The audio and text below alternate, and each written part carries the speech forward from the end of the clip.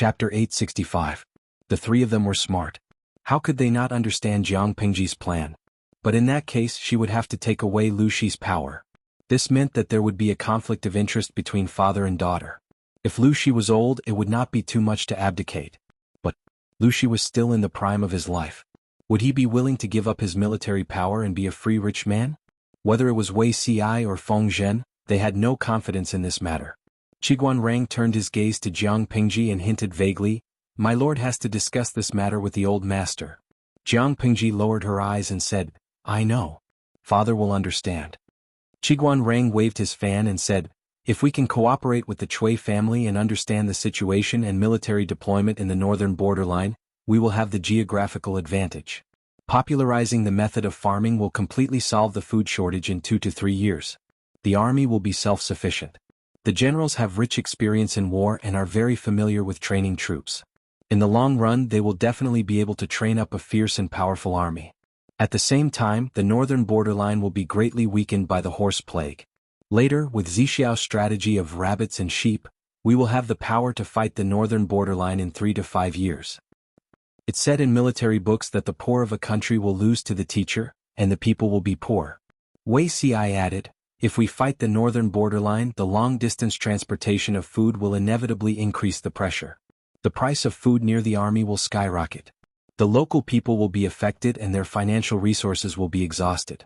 More importantly, the longer the transportation of food is, the higher the risk. Once the food line is cut, the soldiers at the front will be in a desperate situation. In my opinion, my lord can send people to farm in Chongzhou and greatly reduce the transportation of food, so that the soldiers will not have to worry about the rear. If food was transported from Hu County or Wanzhou to the front line in Chongzhou, the consumption would be unimaginable. In ancient times, the transportation of food mainly relied on manpower and animal power. The journey was long and time-consuming. It did not mean that the front line would receive the same amount of food as the amount of food transported to the front line. The animals that transported the food had to eat, and the laborers that transported the food had to eat too. If the front line received 1 dan of food, the rear had to send 20 to 30 dan. If there was a war, it was best to farm in a large scale near the front line. This would greatly reduce the risk and consumption of food transportation. But, if that was the case, Wei Ci could not help but frown when he thought of other things. Jiang Pingji asked him, "Zixiao, did you think of something?" Wei Ci's expression stiffened. He sighed and said, "Due to the impact of the horse plague, the economy of the northern borderline has been severely damaged. As a result, the price of foodstuffs has skyrocketed. A large number of lowly herdsmen are unable to afford foodstuffs and live a difficult life. If the northern borderline knows that we are stationing farmland on a large scale at the border of Chongzhou, when the time comes, it will definitely attract a large number of cavalry to plunder." Ci's consideration was not thorough. "I'm afraid that the plan just now will not work. If that was the case, all the grain they had planted in the fields would be taken away by the northern borderline. Were they storing food for themselves or sending food to the enemy?" When Wei Ci understood this, he felt ashamed and bowed to ask for forgiveness. Jiang Pingji said, "You're right. Why do I need to apologize? It was a good idea to station fields at the border of Chongzhou to reduce the consumption of grain. If the northern borderline sends their cavalry to raid us, we don't have to be afraid. We can directly use these people to practice and get used to the northern borderline's fighting style in advance." However, Zixiao's suggestion had to be changed. Farming is fine, but it cannot be concentrated in one place. Set up a few more. Currently, the northern borderline could not mobilize their cavalry on a large scale. They could only plunder on a small scale. If the northern borderline's cavalry came to plunder, they would not be able to plunder much at one time. The losses were small and they could use them to practice. If the grain was stored in one place, if the enemy sneaked around and attacked from behind, wouldn't it be awesome to burn the granary? The four of them discussed the details in detail. Only when the first rays of dawn were slightly tipsy did Jiang Pingji end the topic reluctantly. The 3 strategists who were forced to stay up all night to work overtime were speechless. "Let's stop talking about this first. I'll write a letter to my father and explain the reason to him. He will support me." Jiang Pingji stretched her body peacefully and said to the 3 of them, "Do you want to stay for breakfast? Today's breakfast is pork buns with mushrooms. It tastes delicious." Feng Zhen was used to wandering around. He often stayed up late, but he was not tired. Qiguan Rang's work and rest schedule had always been stable. He paid attention to his health, but his lord was inhumane. He was used to staying up late. Needless to say, Wei Ci did not even have eye bags after staying up all night. "Thank you, my lord." The three of them ate breakfast with Jiang Pingji and went back with their heads full of battle details. Feng Zhen and Wei Ci were both single people. Their mansions were close to each other. When he and Wei Ci returned, he would shake his head while reminiscing about the craftsmanship of the kitchen in the district headquarters. It made Wei Ci dizzy. Wei Ci asked, "Zisher, don't shake your head. I'm dizzy just looking at you." Feng Zhen said, "Shake your head and see if water has entered your brain." Wei Ci was speechless. Feng Zhen continued, "Back then I was really blinded by lard. How did I end up here? Of all the lords I could have chosen, I just had to choose the one who was the most difficult to serve. If it really didn't work out, I might as well not become an official and be a wealthy idler at home. Now I have money but no land envoy. There are beauties I can't touch, wine I can't drink, and I don't even have time to sleep. Once I'm on board I can't get off." Just like last night, the Lord had a sudden impulse and dragged them along to discuss for the whole night. The whole night. Did the Lord still remember that he was sick and weak? She was really using men like mules. Wei Ci suddenly said, "My lord, why are you here?" Feng Zhen was so scared that his whole body trembled. He hugged Wei Ci and hid behind him. "However, where's the Lord?" Wei Ci smiled innocently. "I'm just scaring you." Feng Zhen was speechless. How could he have been so blind to have such a close friend? What a scam. Feng Zhen silently recited the mind-clearing mantra several times before he resisted the urge to strangle Wei Ci. As they neared the door, Feng Zhen suddenly said, "Zixiao, do you think the old master will really give up power?" Jiang Pingji had been in the limelight in recent years, but Lu Shi had been famous for a long time and was now in his prime. Would he really be willing to give up power to his daughter? It's hard to say. Wei Ci lowered his eyelids and sneered coldly. But with the Lord's temperament, he has always done things even though he knows it's impossible. If the old master is a smart man, he will make the most correct choice. How can that bastard compete with the Lord? Although Lu Shi was different from his previous life, Wei Ci could not be at ease with him. However, his lord did not react at all. She trusted Lu Shi, so Wei Ci could not say anything. The two of them conversed in low voices. They came face to face with a handsome brown-haired youth with a silly smile on his face. "Sirs, wait a moment." Wei Ci and Feng Zhen stopped in their tracks. When they looked, they saw that it was Li Yun who was beaming with success. "Sirs, can you give me some advice?" Feng Zhen teased him. "What advice?" "I would like to propose marriage to the Lord," Li Yun said and nodded his head solemnly. Wei Ci, who was at the side, trembled and froze on the spot. He slowly tilted his head to look at him. His ink-like eyes carried a chilly intent. Chapter 866. Unbeknownst to him, Li Yun was still smiling brightly. "My father has already asked for the Lord's opinion. Now he's just short of visiting her personally, but I..." The smile on Li Yun's face was unbearable to Wei Ci. "I keep feeling that I need to prepare something more. Both of you are experienced and knowledgeable, why don't you give me some pointers?" "Oh, is that so?" Wei Ci chuckled softly. Li Yun inexplicably felt a tingling chill run down his spine. The chill left as quickly as it came, quickly disappearing without a trace. Feng Zhen was a shrewd man. He acutely noticed that Wei Ci's emotions were a little off, but Li Yun, the simple-minded youth, was too slow to notice. He had an idea. He tiptoed and rested his hand on Li Yun's shoulder. He teased him with a smile. "Han Mei is already a man in his 20s. He should have started a family long ago. This is a rare joyous occasion in Wanzhou. It must be a grand affair. It must be done in a lively and joyous manner." Wei Ci's thoughts went astray for a moment, but Feng Zhen would not misunderstand. There were indeed a lot of bachelors in Wanzhou. Now that Li Yun was leaving the group, it was a joyous occasion. Come. Let me, an experienced man, give you a few pointers. There's no use asking Zixiao. He's still facing a big problem himself." Feng Zhen and Li Yun put their arms around Li Yun's shoulders, a mischievous smile on their faces. Li Yun subconsciously felt that Feng Zhen was unreliable, but he was not wrong. Although Feng Zhen was unrestrained, he was still a married man. He had a well-behaved, adorable, and sensible son. What about Wei Ci? It was true that he was gentle and humble, but he was still a bachelor. Asking for pointers on such matters was indeed a little irrational. "Please enlighten me, Mr. Feng," Li Yun said obediently. Feng Zhen glanced at Wei Ci out of the corner of his eye. He saw that Wei Ci's brows were furrowed, and there was a hint of forbearance and restraint between his brows. He laughed inwardly. Men should get married when they're of age and women should get married when they're of age. The two of you are in love with each other. This is truly a golden marriage bestowed by the heavens. Feng Zhen pretended to exaggerate, wishing that he could praise Li Yun and Shangguanwan to the heavens. Li Yun, an unmarried young lad, blushed and was so embarrassed that he didn't even know where to place his hands. Feng Zhen even said, "Han Mei, listen to me. You only need to run to the Lord and express your sincere and passionate feelings to the person you love. Believe me, no woman in this world can resist such a passionate and unrestrained confession."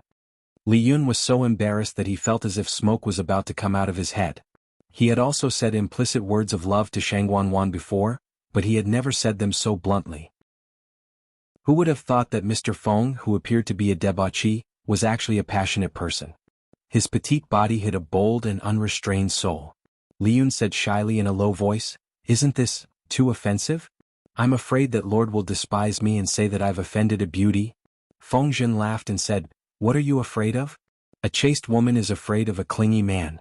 She might say you're rude, but who knows how shy and happy she is in her heart." Li Yun was about to nod when he heard Wei Xi reprimand him while suppressing his anger. How rude, how impudent. Li Yun was stunned. He turned to look at Wei Xi, but all he could see was the other's back as he turned to leave and his wide sleeves fluttering in the wind. Mr. Wei, this is... Once a mild-mannered person got angry, the scene was rather frightening. Even though Li Yun was valiant and brave, he was also shocked at this moment. He didn't know how he had angered the other. Feng Zhen restrained the emotions in his eyes and the corners of his mouth curled up slightly, revealing a profound smile. Li Yun muttered, "Mr. Wei has always been self-restrained and polite. Mr. Feng's words just now must have displeased him." Indeed, such a solemn event as a marriage proposal should be carried out with respect and not blindly guided by Mr. Feng. Feng Zhen heard Li Yun's mutterings and scoffed lightly. He said, "Concern leads to confusion. Even he, Wei Zixiao, is no exception." Li Yun continued to be confused, not understanding what Feng Zhen meant. Feng Zhen saw that his brain wasn't working properly and gave him a loving look, as if he was looking at his own silly and adorable son. "If you don't understand, then don't think too much. It's useless even if you understand. Since the Lord has already agreed to your marriage with Wan Yangzi, and Wan Yangzi has feelings for you, you just need to follow the old tradition of the 3 letters and 6 rites and do it step by step. I'll be waiting to drink your wedding wine." Li Yun was dejected. After going around in circles, Feng Zhen still hadn't come up with any good ideas. After easily dismissing Li Yun, Feng Zhen was so worried that he paced in circles 3 times. Feng Zhen knew that with Wei Xi's brain, even if his IQ went offline, it would only be for a short period of time. Once Wei Xi had time to calm down, he would definitely realize that he had made a mistake. Thinking of this, Feng Zhen hurriedly chased after Wei Xi and shamelessly went to his house. I didn't expect this. Feng Zhen hadn't even entered the main hall, but he was already filled with excitement, as if he had discovered a new continent. Didn't expect what? Wei Xi had been back for a while. He knelt near the table and stared coldly at the boiling tea stove. He already knew that Feng Zhen would come, but he was secretly annoyed at himself for not being patient enough to have such a stupid misunderstanding. "I really didn't expect that you, Wei Zixiao, would have such thoughts about your lord." Feng Zhen lightly slapped the table. The sound wasn't loud, but it was enough to make one's heart tremble. When Wei Xi heard this, he suddenly raised his head. His ink-black eyes contained an undisguised sharpness. "Sure, you can eat whatever you want, but you can't say whatever you want. When did I ever have any disrespectful thoughts about my lord?" Feng Zhen had a smile on his face as he sat beside Wei Xi. Just disrespectful thoughts? Feng Zhen wouldn't let this opportunity slip by. It was rare to see Wei Xi being forced into a corner. No matter what, he had to enjoy it. He said aggressively, "No matter who it was, when they first heard that Han Mei wanted to propose marriage to my lord, the first thought that came to mind was that he wanted to propose marriage to my lord and marry Shangguanwan. But you're different. Your first thought was that Han Mei wanted to propose marriage to my lord and marry her. Do you think it's reasonable to say that you don't have any other thoughts about my lord?" Wei Xi opened his mouth. His secret thoughts had been exposed by Feng Zhen, and for a moment he didn't know how to refute. His glib tongue that flowed like a river didn't have any effect on him at all. Absurd. He could only spit out these 2 words. Feng Zhen, who had been imposing just a moment ago, raised his hand and put it around Wei Xi's shoulder the next second, looking like a good brother. "My lord isn't married and you aren't either. Isn't it normal to have such thoughts?" Feng said. Why are you so secretive about it? Look, you almost scared the little angel Han Mei just now. Wei Xi raised his hand and brushed Feng Zhen's hand away. His expression was dark and solemn, and he looked at Feng Zhen with even more vigor. How can a person like my lord be disrespected so easily? I don't want to hear such words from you again. See, I and my lord are innocent. Chapter 867. Wei Xi said, My lord, you have yet to succeed in your hegemony, you should not be hindered by this kind of love affair. At this moment, Feng Zhen made an inelegant gesture of using his little finger to pick at his ear, directly outsmarting Wei Xi. Did you hear that right? According to Zixiao's meaning, doesn't that mean that the lord and you are a couple and have an affair? Feng Zhen looked as if he had discovered a new continent. He said, Just now, I only said that you secretly admired the lord, but I never said how the lord reacted to you. Why is it that you and the lord are in love with each other? Could it be that there's more to it? Wei Xi's face paled. He realized in hindsight that he had been tricked by Feng Zhen and was furious. If not for his good upbringing, he would have long lost control of his impulse and kicked Feng Zhen out of the house. You have a beautiful face and a charming body. You deserve to be loved by others.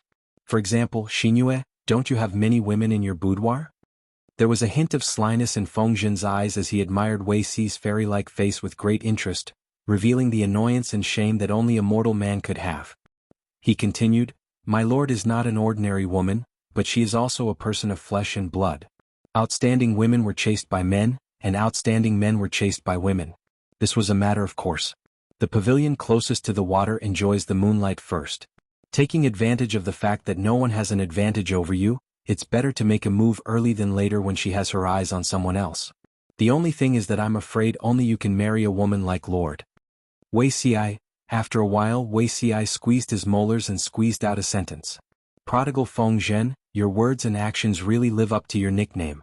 When Wei Xi flared up, Li Yun would be frightened but not Feng Zhen. I'm just teasing you. Why are you so serious? Feng Zhen curled his lips in an unrefined manner. He said, My lord is currently 18 years old. In another 2 years he should be thinking about marriage. Do you really think that she is an immortal banished from the heavens, living in the wind, eating and drinking dew with no distractions in her heart and no emotions? Taking 10,000 steps back, Zixiao had placed his lord on a pedestal, but had he ever thought of an heir? I will have to face this problem one day. As an outsider, Feng Zhen naturally saw things more clearly than Wei Xi. He could also tell that Wei Xi did not treat Jiang Pingji as his lord. He clearly worshipped her as a god. Who knew that the gods in Wei Xi's eyes were ultimately just mortals with flesh and blood? Feng Zhen's words calmed Wei Xi's raging flames for a while. Carrying on the family line is a common human thing, Wei Xi said dejectedly. I have never had any improper thoughts towards my lord. It was Feng Zhen's turn to be confused. Adoration was adoration, what was there to avoid about it? Wei Xi was about to drown in a jar of vinegar over the blunder just now, but now he refused to admit it. How was this a man who was so bashful? She was clearly a little princess. Feng Zhen said angrily, I really don't know what you're conflicted about. He said to Feng Zhen, there are some things you won't understand until the time comes. With his previous life's experience, Wei Xi knew that this matter was not as simple as love between a man and a woman. It involved many entanglements of interests. If his lord was not the final victor and was destined to fail, what was wrong with Wei Xi going all out and confessing his feelings? But he knew that was impossible. His lord would definitely win, and she would create an unprecedented golden age for all the people in the world. Wei Xi did not want to be a stain on her reputation and give those gossipy people a reason to attack her. If possible, he hoped that he could stand by her side and quietly sweep away the pebbles for her, so that she could walk more steadily. Feng Zhen wanted to tease him a little more, but he saw Wei Xi's deep frown.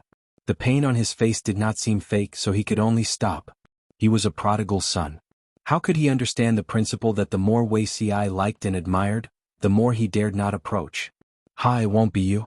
It will always be someone else. Feng Zhen folded his hands into his sleeves. Every word he said was like a knife stabbing into Wei Xi's heart. Just now Han Mei only made a slip of the tongue and you're already so jealous. When the nightmare comes true, Feng Zhen added, why can't you understand? Wei Xi responded with silence. The prodigal son said, I don't understand what you're worried about, but if you think about it carefully, I guess I can guess a thing or two. You're just worried about the gossip of others and the fight for the heirs in the future? It's not difficult to talk about it. Why don't you just change your surname and marry into her family? Wei Xi was speechless. To prevent Feng Zhen from going too far, Wei Xi could not bear it anymore and said, "It's not just that." Feng Zhen asked, "Then what is it?" Wei Xi rubbed his brows and said, "Do you think it's possible for my lord to become the emperor?" Feng Zhen thought for a while and said, "If she can successfully get rid of the calamity of the northern borderline, my lord will be able to add 9 pebbles and become her own emperor. If she could conquer the northern borderline, plus half of Dongqing's territory, it would not be too much to make her own emperor." Wei Xi asked again, "If a woman becomes the emperor, will her husband be the ruler?" Feng Zhen instinctively wanted to reply, "Ridiculous," but he suddenly paused. Wei Xi smiled bitterly and said, "If her husband is the ruler, it will undoubtedly be the ruling family of the Empress. The country will not rule the country and the so-called emperor will become a joke. The important officials of the court can tolerate 1 empress, but can they tolerate 2 or even 3? If the throne is passed to a prince, the fight between the empress relatives will become more and more intense. As you can see, the aristocratic families are at their peak and have military power in their hands.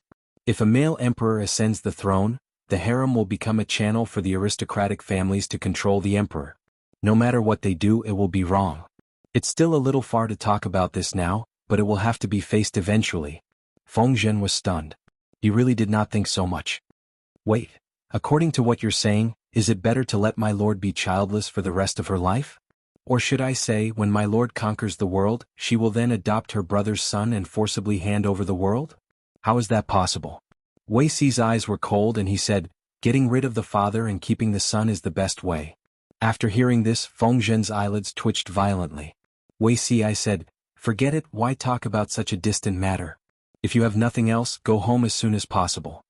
Wei Xi felt that standing in front of him was an eyesore. Feng Zhen could hear the disdain in Wei Xi's words, but he still shamelessly stayed, thinking about what Wei Xi had said earlier. If my lord could really aspire to the throne, having children would indeed be a problem. In addition, Wei Xi's words also mentioned the problem of the aristocratic families. Nowadays there were many aristocratic families with armies. It would be fine in troubled times, but if the world gradually moved towards unification, it would become a hidden danger of division again. With my lord's temperament, how could she like to be held back by others? Either she would completely weaken the aristocratic families, or they would retaliate and turn them into mere puppets. The interests of the two were completely opposite, and there was almost no possibility of reconciliation. Feng Zhen frowned and thought of many hypotheses. Wei Xi, who was beside him, had already calmed down. He took down the teapot on the tea stove and showed off his tea skills. Chapter 868. Feng Zhen, who had been tricked by Wei Xi, pondered for a long time but still had no clue. Wei Xi even kindly made him a cup of tea. "Thank you," Feng Zhen thanked him as he accepted it. Just as his lips touched the rim of the cup, he suddenly realized that it was not right. He had almost been fooled by Wei Zixiao. She looked up and saw Wei Xi's frowning eyebrows. His eyes, which seemed to be painted black, flickered with a dense gloominess. Seeing this, Feng Zhen's heart softened. He swallowed the words that were stuck in his throat and did not continue to make things difficult for Wei Xi. "I'm tired, so I decided to stay in your residence for a while." Feng Zhen's eyes turned as another idea popped into his mind. He said shamelessly, "In the past, you and I used to sleep together and talk through the night about world affairs. Now that I think about it, it's been so long." Wei Xi glanced at him out of the corner of his eye and said, "There are still guest rooms in the residence that are empty." It was not that Wei Xi was stingy, but Feng Zhen's sleeping posture was comparable to Lu Zheng's. He was also someone who slept from the head of the bed to the end. Feng Zhen was small and weak, but he was very thick-skinned. He coaxed and pestered his way to Wei Xi's master bedroom. While Wei Xi was taking a shower, he unrestrained took off his clothes, leaving only his pajamas on, and hurriedly rolled into the bed. Wei Xi was a bit of a neat freak. The bed was regularly washed and changed. Even in this sweaty weather, the bed was still clean and tidy, emitting a fresh and natural fragrance. No matter what, it was much better than Feng Zhen's doghole-like bedroom. By the time Wei Xi washed up and was ready to sleep, Feng Zhen had already fallen asleep with his limbs spread out. His clothes were slightly open and his hair was messy. He was sprawled out, taking up most of the space. The weather was still hot and it was easy to sweat. Feng Zhen did not even take a shower and just rolled onto his bed. Wei Xi thought to himself that when Feng Zhen woke up, he would definitely wash this mattress 3 to 5 times. Wei Xi was wearing white pajamas and lay on his side on the other side of the bed. Drowsiness overwhelmed him and his consciousness slowly drifted into dreamland. At this moment, Feng Zhen deliberately lowered his voice and asked, Zixiao? Zixiao? Are you still awake? Wei Xi struggled to open his eyes and answered vaguely, What is it? Feng Zhen said, Speaking of sleeping together, I suddenly thought of something. You and the Lord seem to have once shared the same bed and slept together? Wei Xi narrowed his eyes as he listened, but he was highly vigilant about anything related to Jiang Pingji. When he understood the content of Feng Zhen's question, he was so shocked that his entire body quivered, and all his sleepiness was gone. Feng Zisher, if you don't want to sleep, you should go back to your house earlier. Feng Zhen supported his cheek with one hand and turned sideways to look at Wei Xi. That flawless, jade-like face was now filled with complicated emotions. There was embarrassment and shock as well as the fear of having his secret exposed. It had to be said that this greatly satisfied Feng Zhen's bad taste. No, I'm not leaving. Feng Zhen shamelessly crawled onto the bed and hugged the pillow with both hands. Suddenly, his fingertips touched a roll of something. He reached out and carefully touched it, taking out the scroll. It was actually a scroll that had been carefully put away by someone. Without waiting for him to react, Wei Xi's expression changed again, and he uncharacteristically pounced on him. Feng Zhen instinctively dodged and avoided Wei Xi. Relying on his agility, he ran away with the scroll. He didn't want to open the scroll, but Wei Xi's reaction was too abnormal. The precious thing on the bedside, could it be the fire-repelling painting that you usually look at for fun? Feng Zhen escaped quickly and opened the painting quickly. Wei Xi was afraid to take action, so he couldn't catch up to him. Feng Zisher. Wei Xi was so angry that he took the long sword by the side of the bed and unsheathed it. Feng Zhen was so frightened that his hair stood on end. Was he serious? Feng Zhen quickly glanced at the contents of the painting. When he saw it clearly, he looked at Wei Xi with a strange expression. There was no other reason. The woman in the painting was none other than Jiang Pingji. The woman in the painting was sleeping on a flower.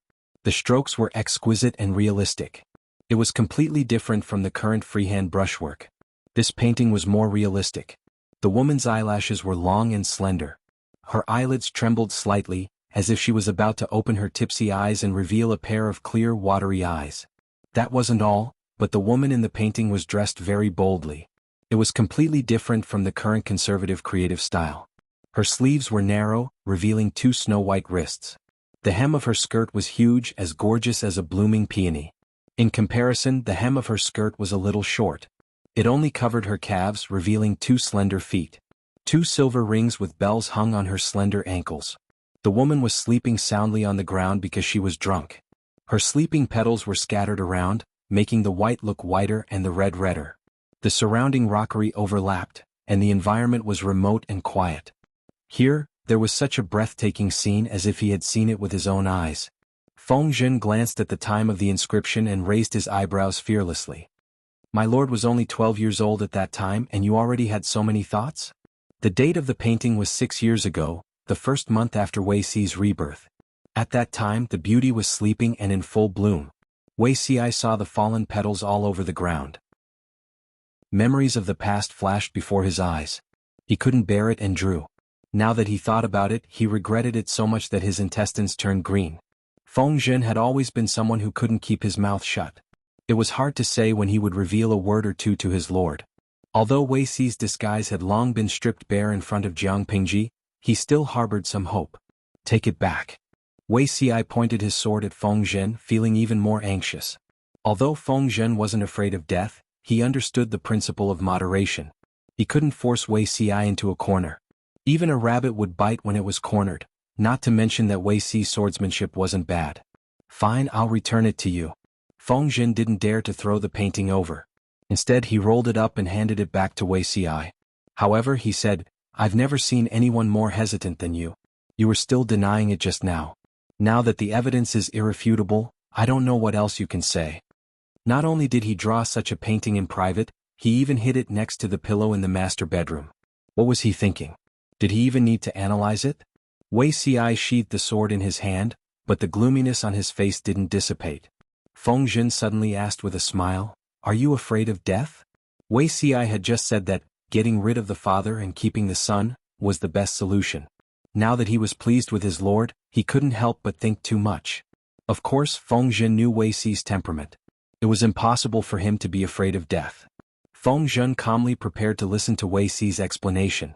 Looking at his embarrassed expression, he didn't expect Wei Xi to look absent-minded. If I was afraid, I wouldn't have killed myself back then. Wei Xi barely managed to shut his mouth and did not manage to say the last word kill. Otherwise, with Feng Zhen's ability to cause trouble, wouldn't he get to the bottom of it? Feng Zhen saw that the alarm had been lifted and immediately became fearless. Chapter 869. If he wasn't even afraid of death, what else was there to be afraid of? Wei Xi was distracted by Feng Zhen. He was a little tempted, but he suppressed it with his rationality. It's still too early. Feng Longzi found out about this. Wei Xi was mentally prepared for it to be widely publicized. Now that the Lord's hegemony has just taken off, it's really not appropriate to consider personal relationships. If others know about this, not only will the outside world be talking about it, but I'm afraid the Lord's strategists and generals will also have other thoughts. Wei Xi couldn't help but warn Feng Zhen. Feng Zhen was in a particularly good mood now that he had something on Wei Xi. Is it that serious? Knowing that Feng Zhen was deliberately playing dumb, Wei Xi still had to explain patiently. It's much more serious than that. The human heart was sinister, and they were not stingy with using the most despicable and sinister thoughts to speculate about others. Most of the people were ignorant. Once someone took the lead, it wouldn't take long for the affairs of the Lord and her subordinates to be spread everywhere. Open your mouth to start a rumor, but run your legs to refute it. Wei Xi could totally imagine how embarrassing the unofficial history would be and how nasty the people would say it. This was just the outside world. Wanzhou would also be in turmoil because of this. Wei Xi being roasted on the fire was secondary. He was afraid that some people would be indignant and think that Jiang Pingji always gave Wei Xi preferential treatment. Once people had such thoughts, there would be more conflicts and the people's hearts would be scattered. The power in Wanzhou would no longer be united and stable as before. After his rebirth, Wei Xi analyzed his past life many times from the perspective of an outsider. Each time he made different discoveries and comprehensions. In his past life, the Lord treated her subordinates fairly, rewarded and punished appropriately, and was clear about rewards and punishments. This was one of her strengths. If he wanted to strive for the throne again, this advantage had to be continued. Feng Zhen said tactfully, "Zixiao, you don't trust me? Tell me what you can and never reveal a word about what you can't." Wei Xi snorted. Of course, he knew that Feng Zhen seemed to be unrestrained, but he was actually very careful. "I hope so." Feng Zhen said to Wei Xi, "I've always felt that something was wrong. Although you didn't say anything, I always felt that you had a lot on your mind. You're sensitive and thoughtful. This is both your strength and your weakness. If there's something that's hard to say, you can tell me. Why do you have to suffer?" No matter what sorrowful things were, once they were spoken, they would feel carefree. Wei Xi sneered coldly. If he were to treat Feng Zhen as someone he could confide in, wouldn't the other party be able to grasp hold of his weaknesses? If Feng Zhen threatened him with this and asked him to cover for him, help him skip work, secretly drink and visit brothels, what should he do? Don't think that Feng Zhen wouldn't do something like that. Wei Xi knew very well what kind of unreliable things Feng Longzi had done in his previous life. He bullied Li Yun, Dian Yan and the other generals who were all honest people. He cheated them of their salary to buy wine and often skipped work. His crimes were too numerous to list. Happiness should be enjoyed in time. How can it be delayed? Feng Zhen said. When people live to 100 years old, what they seek is to be free and unfettered, to enjoy themselves in the moment. Therefore he could not understand why Wei Xi was so cautious and indecisive, hoping to have the best of both worlds, but in the end he could not get anything good from either end. He who is sensitive and thinks too much will not live long. Perhaps there were more inside stories that he did not know, but from what Feng Zhen could see, if Wei Xi continued on like this, he would only hurt himself and others. No, not necessarily hurting others but definitely hurting oneself. He rolled up the blanket and went to sleep, leaving Wei Xi stunned on the spot with a thoughtful look on his face.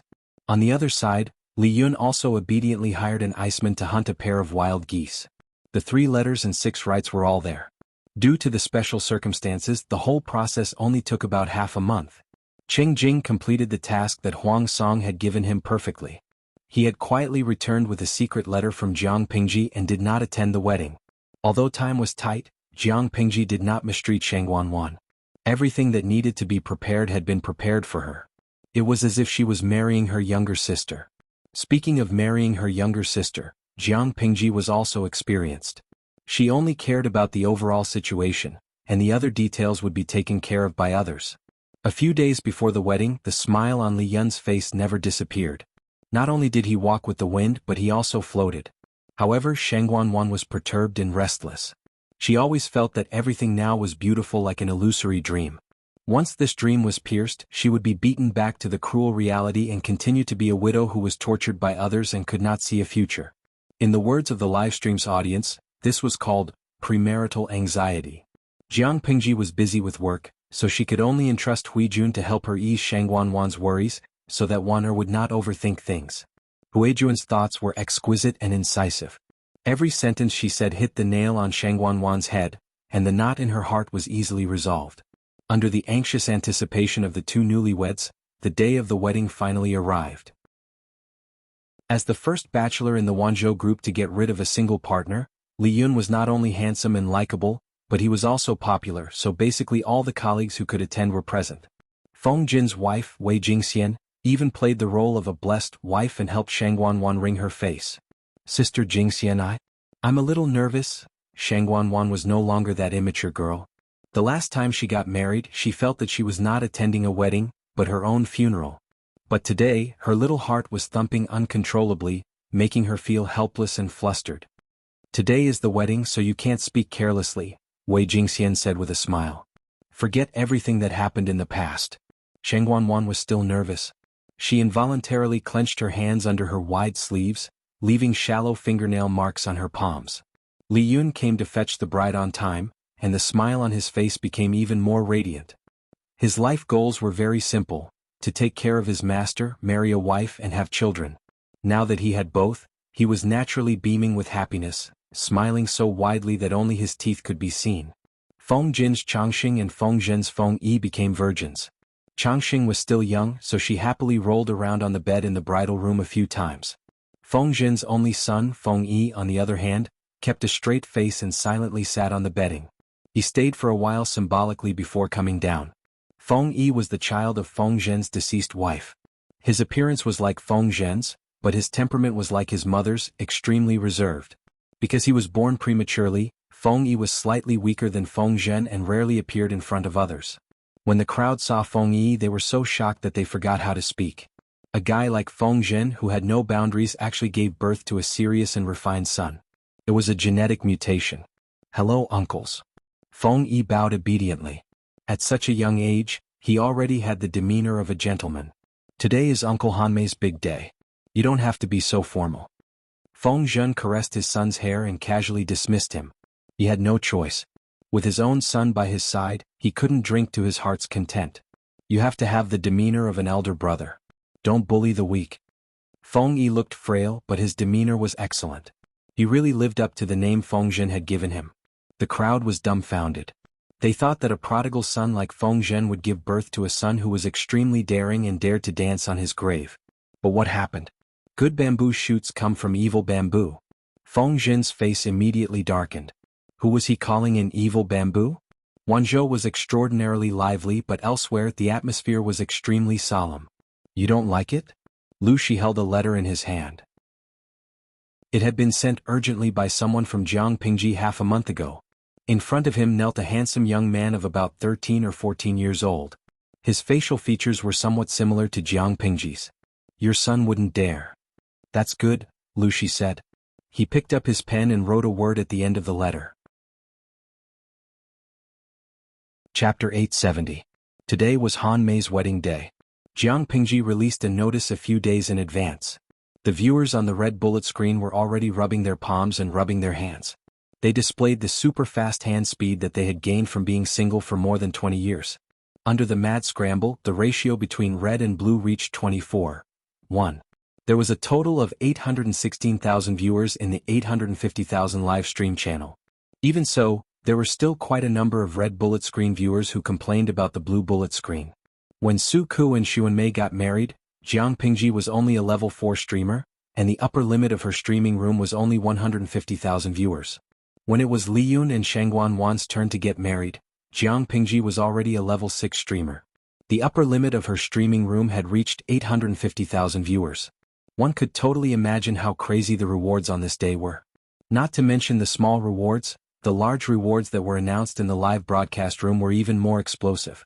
They filled every corner of the live broadcast screen and did not stop for a long time.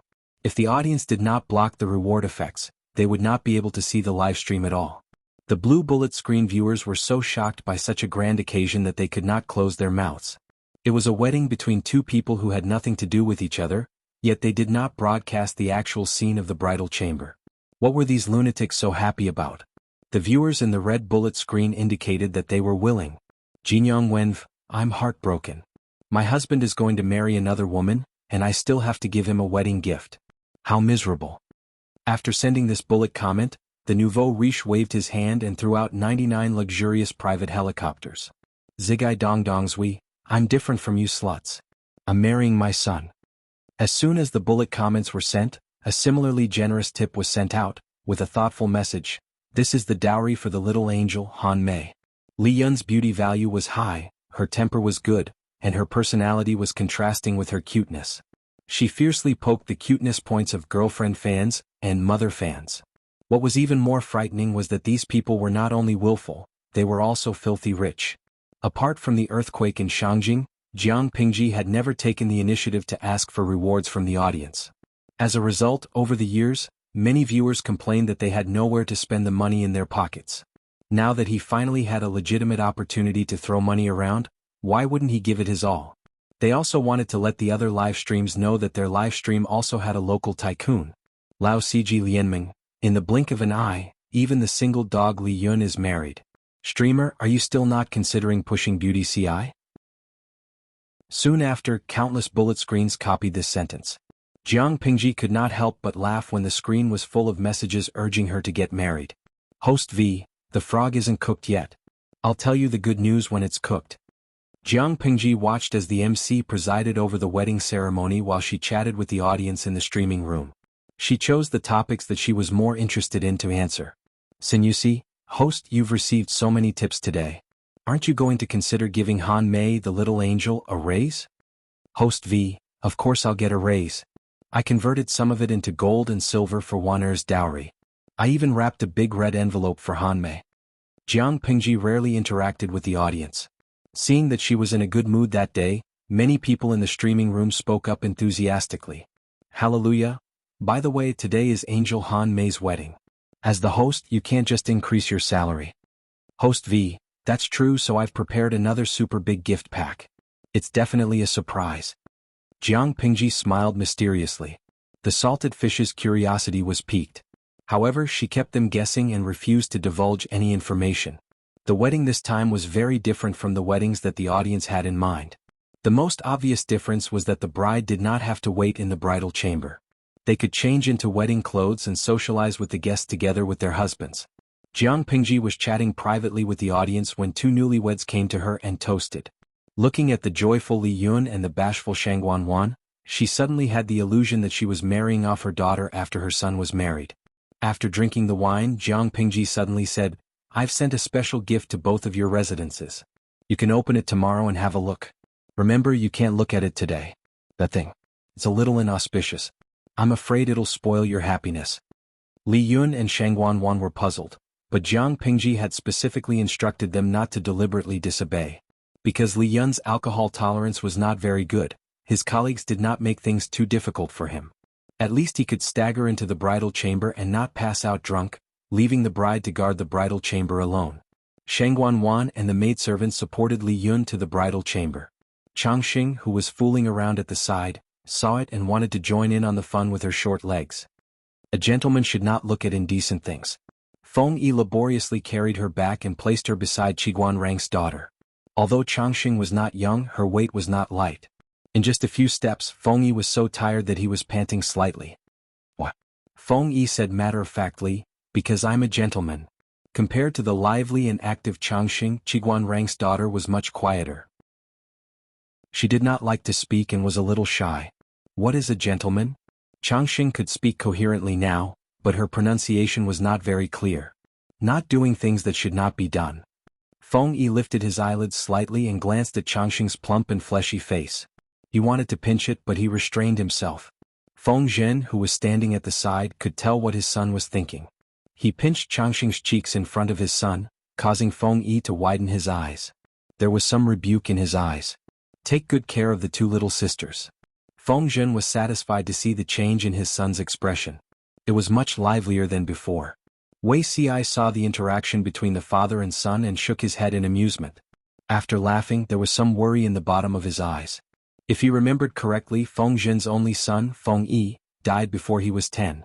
Speaking of the reason for Feng Yi's premature death, it was rather sad. At that time, Feng Zhen was already in his 30s. He listened to the instigation of others and mistakenly believed that hanshi powder had the effect of strengthening the body and bones. One time, the powder acted up and was accidentally seen by Feng Yi. Feng Yi was young and did not understand. He thought that Feng Zhen was seriously ill and was at death's door. He panicked and hurriedly went to find a doctor, who knew that the ground was covered with dense moss. When Feng Yi ran, he accidentally fell and slid into the pond in the courtyard. Feng Yi was a premature baby and his physique was much weaker than his father's. It was still early spring then. The cold wind blew and the pond water was bone-chilling. Feng Yi suddenly fell into the water and naturally fell sick.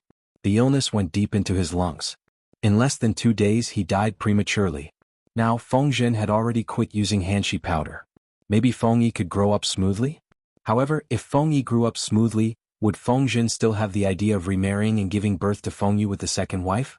Without Feng Yu, wouldn't there be one less trustworthy person to assist Jiang Yan? Speaking of which, Feng Yu could be considered his son-in-law in his previous life. Perhaps he had too much to drink, Wei Xi muttered something. It was coincidentally heard by Feng Zhen, who had sharp ears. What Feng Yu? Wei Xi was already 80 to 90% drunk. He said, don't let your Feng Yu harm my Yan. Feng Zhen laughed. Who is Feng Yu? Who is Yan? Wei Xi said, your son, my daughter? Feng Zhen. Chapter 871. TSK. Daydreaming isn't considered a skill. If you're really capable, you should express your feelings to the Lord. Feng Zhen shook his head and pushed the drunk Wei Xi to the side, continuing to drink with the others. On the other side, the newlyweds in the bridal room were so nervous that their palms were sweating. The two of them drank the nuptial wine, not daring to look at each other for a long time, as if one more look would set them on fire. Shangguan stammered to find a topic, suddenly remembering Jiang Pingji's mysterious gift. Liyun's mind was filled with thoughts of his sweetheart. How would he have the time to be curious about the guest's gift? Wan, it's getting late, why don't we rest early? Every minute of the night was worth 1,000 pieces of gold, it couldn't be wasted. Okay. Her voice was like the buzz of a mosquito, as light as a swan feather, but it was heavenly music to Liyun's ears. He couldn't help but carry her in his arms. Not long after, unbearable panting could be heard in the dimly lit bridal room. The next day the bride served tea. Looking at his married son, Xie Qian's heart was filled with emotions. Jiang Pingji considerately gave the young couple a wedding leave, letting them be lovey-dovey. Shangguan was still thinking about the mysterious gift Jiang Pingji mentioned, and Liyun was happy to open the gift with her. Is this the gift from Lanting? Shangguan looked at the square box in front of her, it was the size of 2 men's palms. Look at the stick on it, this should be the gift the Lord mentioned. Open it and take a look. Liyun smiled as he opened the gift. When he opened the box and saw what was inside, the two newlyweds turned pale. Shangguan was so shocked that she took half a step back. There was nothing else in the box, only an urn made of cinerary ash. A newlywed's giving an urn? This is definitely not Lanting's doing. Shangguan snapped out of her trance and said firmly, who packed the gift yesterday? Someone must have changed Brother Lanting's gift to create a rift between Hanmei and the Lord. Liyun's joy faded slightly. He hesitated for a moment, then lifted his hand to open the urn's lid. It was filled with white powder.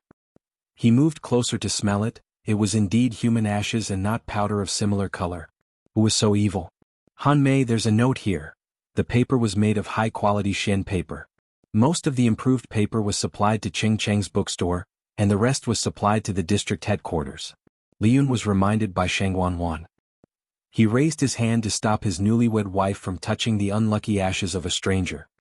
He stretched out 2 fingers, picked up the slip of paper, and slowly unfolded it. This is Lanting's handwriting? Shang Guanwan worked as a clerk in the district headquarters, so she was very familiar with Jiang Pingji's handwriting. She read out the words on the note. This is the ashes of the evildoer from Zhongzhou who killed Han Mei's mother. Today I present it to congratulate you on your wedding. Shang Guanwan was taken aback. She looked up at Li Yun. His young and handsome face was full of forbearance and restraint, only his eyes were slightly red. Han Mei. As if awakened from a dream, Li Yun hurriedly covered the urn and carried it to look for Xie Qian. Xie Qian was still in a daze in the main hall, reminiscing about his late wife. If it weren't for that evildoer's possession, perhaps today, his deceased wife would also be able to drink the tea served by the new bride. Just as he was feeling sad, his mischievous child ran over in a hurry, carrying an urn of ashes. Xie Qian's expression was unbearable. This mischievous child of all things, was he playing with an urn of ashes? Who did he want to curse to die? Before Xie Qian could react, Li Yun carried the urn of ashes and knelt down in front of him. What is this? Xie Qian felt like he was about to have a stroke. He was infuriated by his mischievous child. Father, the Lord said that this is the enemy who killed my birth mother. What? Xie Qian couldn't react for a moment. His expression changed but his brain couldn't react at all. Suddenly, Xie Qian thought of the yin-yang jade pendant that Jiang Pingji had borrowed for 2 days. He didn't know what to feel. He hoped that the ashes belonged to that evildoer, but he was also suspicious of the truth. Xie Qian couldn't be blamed for his suspicions. No matter who it was, everyone would have their suspicions. The enemy who had been gnashing his teeth for close to 20 years was killed so easily? Han Mei put it away. Father wants to go and ask about it. If it's true, your mother's spirit in heaven can rest in peace. Li Yun nodded heavily. Xie Qian hurriedly went to look for Jiang Pingji. She seemed to be prepared and wasn't surprised by his arrival. That evildoer was really executed? Xie Qian couldn't believe it. The hatred that had been in his heart for so many years was easily resolved. Jiang Pingji said, of course it's true. I'll tell you about that evildoer's appearance and characteristics, then you'll know if it's true or not. She had a very good memory. Not to mention people she had met several times, even if she had only seen them once, she could still describe the person's appearance and characteristics. Xie Qian became more agitated as he listened. In the end he fell to the ground and burst into tears, unable to control himself. Jiang Pingji waited for Xie Qian's emotions to calm down, then said hesitantly, there's something that's hard to say. Xie Qian's eyes were red. He gritted his teeth and said, Magistrate Lu, please say it. If there's anything I can help with, Xie Xiaohe is willing to go through water and tread on fire for you.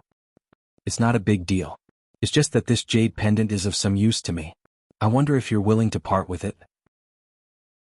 Previously she said she would borrow it for 2 days, but she shamelessly borrowed it for half a month. Luckily Xie Qian didn't ask for it from her. Xie Qian thought it was something big. To Xie Qian this jade pendant was a locator to locate his enemy. Now that his enemy had been reduced to ashes, the yin-yang jade pendant had no other use for him. Jiang Pingji asked him for this useless jade pendant. Of course he wouldn't refuse. Thank you. This thing is of great use to me. As for what use it was, Jiang Pingji didn't reveal anything to Xie Qian. As a considerate lord, Jiang Pingji gave Li Yun and his wife half a month off from their wedding. It wasn't until Chongzhou sent an urgent letter that she summoned Li Yun and Shang Guanwan back. At that moment, Wei Xi had already returned to Shangjing to continue supervising the construction of the provincial government. Jiang Pingji summoned all the people who were left behind to the government office and announced something to them. Father plans to retire behind the scenes. I'll take over Chongzhou and Hu County. When Qiguan Rang heard this, he stopped waving his feather fan. His lord's efficiency was indescribable, but he looked around and couldn't bear to look straight at the scene. He moved his feather fan higher and blocked his eyes. The group of military officials looked confused. They couldn't react to what had happened. The rest of the civil officials looked as if the sky was falling and the earth was collapsing. Oh my God! Someone's going to die. They already felt that they were too busy to manage such a large Wanzhou. It wasn't easy for everything to be on the right track, and the Lord's territory had suddenly expanded. There was an extreme lack of capable people, especially Yang Si. He felt his vision go black and his soul almost left his body.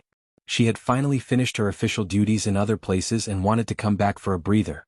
She was stunned by the news before she could even sit down. Why is it so sudden? Jiang Pingji said, it's better to be prepared in advance. Their opponent was the north borderline. If they didn't make preparations, sooner or later they would fail miserably. Yang Si said with some difficulty, but Chongzhou and Hu County? I'm afraid it won't be easy to intervene. Lu Shi had managed Chongzhou for 4 to 5 years and Hu County for more than 10 years.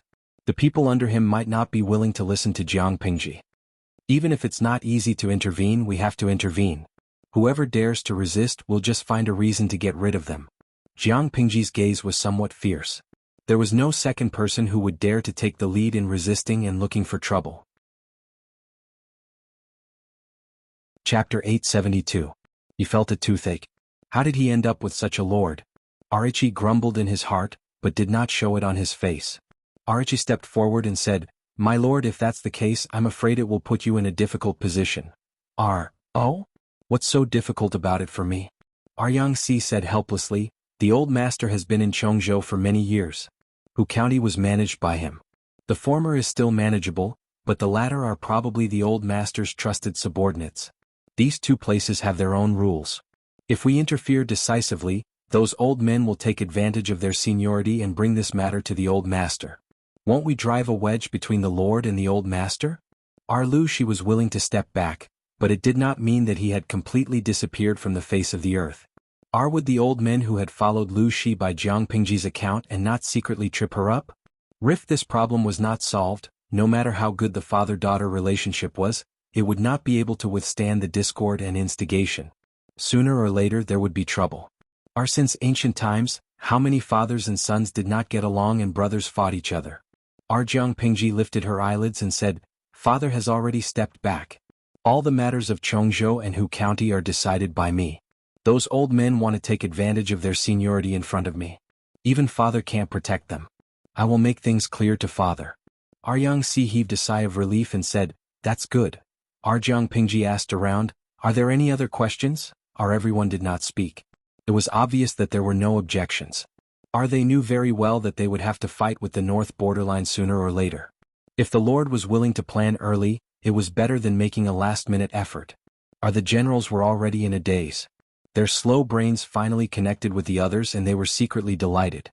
In their opinion, the lord would take over the power of Chongzhou and Hu County. The busiest people would definitely be civil servants. Little did they know that working overtime was a group activity. No one could escape. After a while, Jiang Pingji said to the crowd, "I don't have any objections for now. Take a look at this." She gestured to Wanner. Wanner got the order and stood up with a smile. She distributed several booklets to everyone. Shengguan Wan was not only the administrator of the women's department of the government office, but she was also the female teacher of Wanzhou Academy. Ever since Xie Qian had fled from Zhongzhou to Wanzhou with Wan Xian, Jiang Pingji had abducted this great scholar of Zhongzhou to enlighten the students of the academy. In order to take over Shengguan Wan's teaching job, she selected someone from the women's department of the government office and asked her to teach the female students of the academy. After the divorce, not only did Li Yun return to work, even Shengguan Wan returned to the government office and became Jiang Pingji's assistant. Li Yun anxiously watched as his wife walked in front of him and handed him a booklet bound with fine thread. He reached out to take it and secretly stroked Shengguan Wan's delicate and soft hand with his fingers. His heart fluttered, but unfortunately he was woken up by her slap. "You're not serious?" Shengguan Wan muttered softly. Li Yun felt wronged. Ignoring this interlude, Shengguan Wan distributed everyone's booklets, then returned to her original position and sat up straight. He tilted his head and asked Li Yun, "Han Mei, what's written here?" Everyone's level of education was different, but Dian Yan was completely illiterate. Li Yun looked at Dian Yan's booklet, then looked at his own booklet. Strangely, he found that the contents of the booklets were exactly the same. The so-called exactly the same was not only the content of the words, but even the size, shape, and horizontal and vertical strokes of each word were the same. Even he noticed this problem, not to mention the other meticulous strategists. Among them, some already knew the reason, such as Qiguan Rang and Su Ku, while others were full of doubts. Jiang Pingji said, "I know what all of you are doubtful about. We'll talk about this later." Everyone? Do you know what was the most hateful thing? She refused to continue halfway through her sentence. Everyone could only suppress their curiosity and carefully read the contents of the booklet. Judging from the handwriting, this was their lord's handwriting. From today onwards to the war at the north borderline, The contents are the difficult problems that we will have to overcome in the next few years. In order for you to have a clearer and more intuitive understanding, I've listed them one by one according to the major and minor items, Jiang Pingji said. The three major items are governance, farming, and training the troops. Let's talk about governance first. Everyone present is a pillar of humanity, but everyone only has a pair of hands, not 3 heads and 6 arms. If it's just Wanzhou, everyone can still handle it with ease. If Chongzhou and Hu County are added, they will be stretched thin and will not be able to handle it. Therefore, I'd like to seek your opinion on whether we should choose a suitable time to issue the recruitment notice. Archiguan rang and the others did not speak, but their inner voices were the same. Send, send, send. If they did not issue the recruitment notice and recruit fresh blood, these old people would die of exhaustion at the desk. However, something like the recruitment notice was not something that could be issued as one wished. If the contents of the recruitment notice were not satisfactory, the scholars of the world might not be willing to buy it. Therefore, everyone recommended Feng Jin, who was the most talented in literature, and the heavy responsibility was directly placed on him. Feng Jin secretly laughed and cried. He stepped out to ask for details. He was just a ghostwriter when it came to writing the recruitment notice. The core ideas were still provided by the Lord. Jiang Pingji thought about it and said, regardless of your status, only talent is important. As soon as she said that, everyone was silent. Feng Jin's expression also froze for a moment, but he quickly recovered and calmed down. In the current selection system, the people selected must have a noble family background and must also have the rigid conditions of benevolence, righteousness, filial piety, and fraternity. Take Dongqing's evaluation system as an example. Family background, virtue, and knowledge belong to the top 3 categories. Appearance, ability, and temperament belong to the bottom 3 categories. Among the top 3 categories, family background and virtue accounted for 90%, and knowledge only accounted for 10%. In other words, if you reincarnated with your eyes wide open and reincarnated well, even if you were born with a mental disability, you would be many times more noble than countless poor students. If the two were placed together, the imperial court would also prioritize the former over the latter. Jiang Pingji looked around and asked coldly, why, do you have any objections? Her team had gone through strict selection. Except for Feng Jin, who was tall, rich, and handsome, the others were only tall, and from the perspective of a poor scholar, they could not possibly object to Jiang Pingji's suggestion. Regardless of your status, only talent is important. How many poor scholars' hearts were expressed in these few words? Many poor scholars did not lack ability, but their family background was not good enough. They did not even have the ticket to become a fish that leaped through the dragon's gate. Feng Jin's expression was normal as he said, I have no objections. The others echoed one after another. I think you all have no objections. Jiang Pingji spoke the truth. She said, talented people can help you lighten your burden and help you move forward.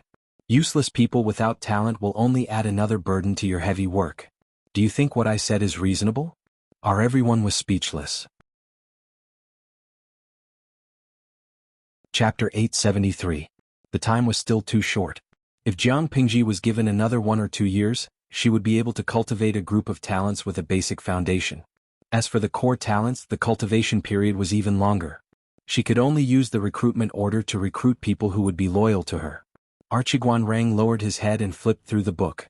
He saw that there were a few smaller items behind the main item, governance. The recruitment order was one of the smaller items, followed by the words bookstore. Jiang Pingji said, I'm afraid that the recruitment order alone won't be able to tempt the scholars in the world, so I plan to announce an important decision. Everyone's heart skipped a beat. When their lord did not cause trouble, the trouble she caused could make them tremble in fear. Now it was obvious that she was going to cause trouble. How could it be a small matter? Jiang Pingji did not say anything else. She gestured for Shangwanwan to fetch the things. They were also carried on plates, but the previous books were light and thin. The books that were brought up now were all very heavy. These books are for the children of the academy to start learning. In addition to the main text, there are also annotations carefully organized by Mr. Cheng Chen. Hearing his father's name, Cheng Yuan's eyes lit up. After getting a book, he hurriedly opened it. After reading the contents, Cheng Yuan understood why his father always walked with the wind, as if he was radiating the second spring of his life. The words in the main text were relatively thick, only a little smaller than a copper coin. It looked very easy to read, neither laborious nor harmful to the eyes. Are the words in the annotations were smaller and more detailed than the main text. The content was all in the vernacular. Even an ordinary person could understand it after reading it once. In addition, there were small strange symbols between each sentence. Feng Jin vaguely discovered something. He could not wait to read it again in a low voice. When he encountered those strange symbols, he subconsciously paused. He suddenly understood the function of the symbols. They were all used to punctuate sentences. Looking at the repeated symbols, he suddenly sucked in a breath of cold air. It was obvious that these symbols were not scribbled. Each symbol represented a specific meaning. Not only Feng Jin but Yang Si and the others also noticed it. Archiguan Rang forcibly suppressed his surging emotions.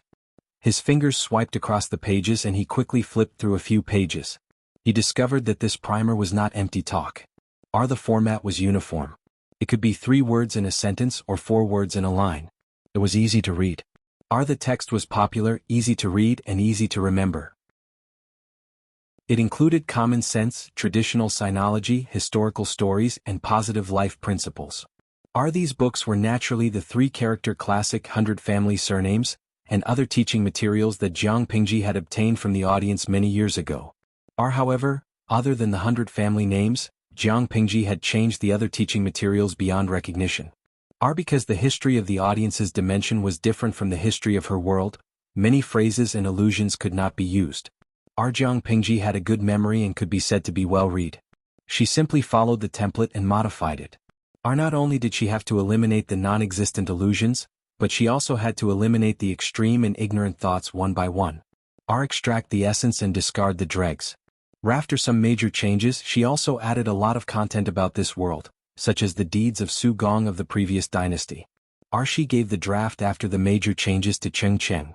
Cheng Cheng read it and was so excited that he could not control himself. He made a second major change to the teaching materials. Taking the 3-character classic as an example, the original version of the teaching materials had more than 1,100 words. After Jiang Pingji and Cheng Cheng worked together to make major changes, it was expanded to 3,656 words. Cheng Cheng even asked the Zhongzhou great scholar Wan Xian to annotate it and clarify the meaning of each sentence. After some changes, the first edition of the basic teaching materials had a total of 21 books. After a cursory look, there was only one thought in everyone's mind. This set of books was enough to make people go bankrupt, right? Don't think that they were exaggerating. If Jiang Pingji did not play around with rice paper, going bankrupt would be considered a light punishment. Nowadays, the mainstream writing materials were mainly bamboo slips. The more extravagant people used silk books, and the more extravagant people used bamboo paper. In fact, before the appearance of bamboo paper in Hejian, the nobles and gentry used the valuable Kai-Ho paper. Bamboo paper was technically improved on the basis of Kai-Ho paper. It was by no means the first. Otherwise, how could Gu Min keep such a precious paper-making technique? Bamboo paper had a material limitation and was difficult to mass-produce. Jiang Pingji's rice paper was made from sandalwood. The rice paper produced was better than what the audience had imagined. As for sandalwood, it had a strong vitality and a short growth cycle. After the sapling was planted, it could be used as raw material for rice paper in 2 or 3 years. Chongzhou was full of sandalwood. This was one of the reasons why Jiang Pingji asked Lu Shi to go to Chongzhou. In other words, the value of this set of books was far less than what everyone had imagined. After everyone had roughly looked through it, Jiang Pingji said, "This set of books will be the teaching materials for the academy students to use in the future." No one had any objections, only Dian Yen had one. My lord, can I also go to the academy to study for a few days? Dian Yen worked hard to learn words, but learning was not something that could be seen in a day or two. He still had to train his troops and did not have much time. However, seeing such a large set of books, he felt that he had to squeeze some time to learn even if he did not have time. He wanted to keep this set of books properly and pass it down as a family heirloom. Jiang Pingji smiled and said, "There is no end to learning. Deputy Captain Dian has such an ambition. Naturally, it is worth encouraging." Dian Yen blushed slightly. He secretly decided that he would not let his lord down. Shi continued, "This set of books is not only for the students to use as a starting point, but I also plan to use it as a gift to the world's famous scholars." Archiguan Rang glanced at the contents of the title page of the 3-character classic and immediately understood his lord's intention. He could not help but smile. The title page was very clean. There were only a few elegant words, Author: Wang Yinglin. Lu Shi. Commentator: Cheng Cheng. Jiang Pingji did not want to add her name, but there was no such person as Wang Yinglin in the world. She could not clearly say that Wang Yinglin was the original author of the three-character classic. In order to shut everyone's mouths, after some hesitation, she could only say that she had met this person by chance and obtained inspiration from him. The other teaching materials for beginners were handled in the same way. Qiguan Rang had to admit that his lord was a person with great courage. This set of books was given to the world's famous scholars, not for anything else but for one thing: to create momentum. Once the world's famous scholars approved of it, this set of books would be pushed to the altar. Similarly, those who left their names on this set of books would be pushed to the altar. They would truly become gods in one fell swoop. What did the world's scholars desire the most? It was only fame and fortune. The so-called famous scholars, in layman's terms, were those who had fame but did not become officials. Among this group of people, some were truly noble and had unquestionable integrity. They did not want to become officials. Some wanted to become officials but did not have the qualifications. They could only find another way to make a name for themselves. As long as they had a reputation, there would naturally be people coming to claim them. Once they accepted the claim, they would enter the official career. However, being an official was only a temporary pleasure. How could it compare to writing books and becoming famous throughout the ages? Chapter 874. Famous Scholars? Except for a few people who saw through Jiang Pingji's plan, everyone else felt their hearts ache. This set of books was definitely a treasure that was hard to find.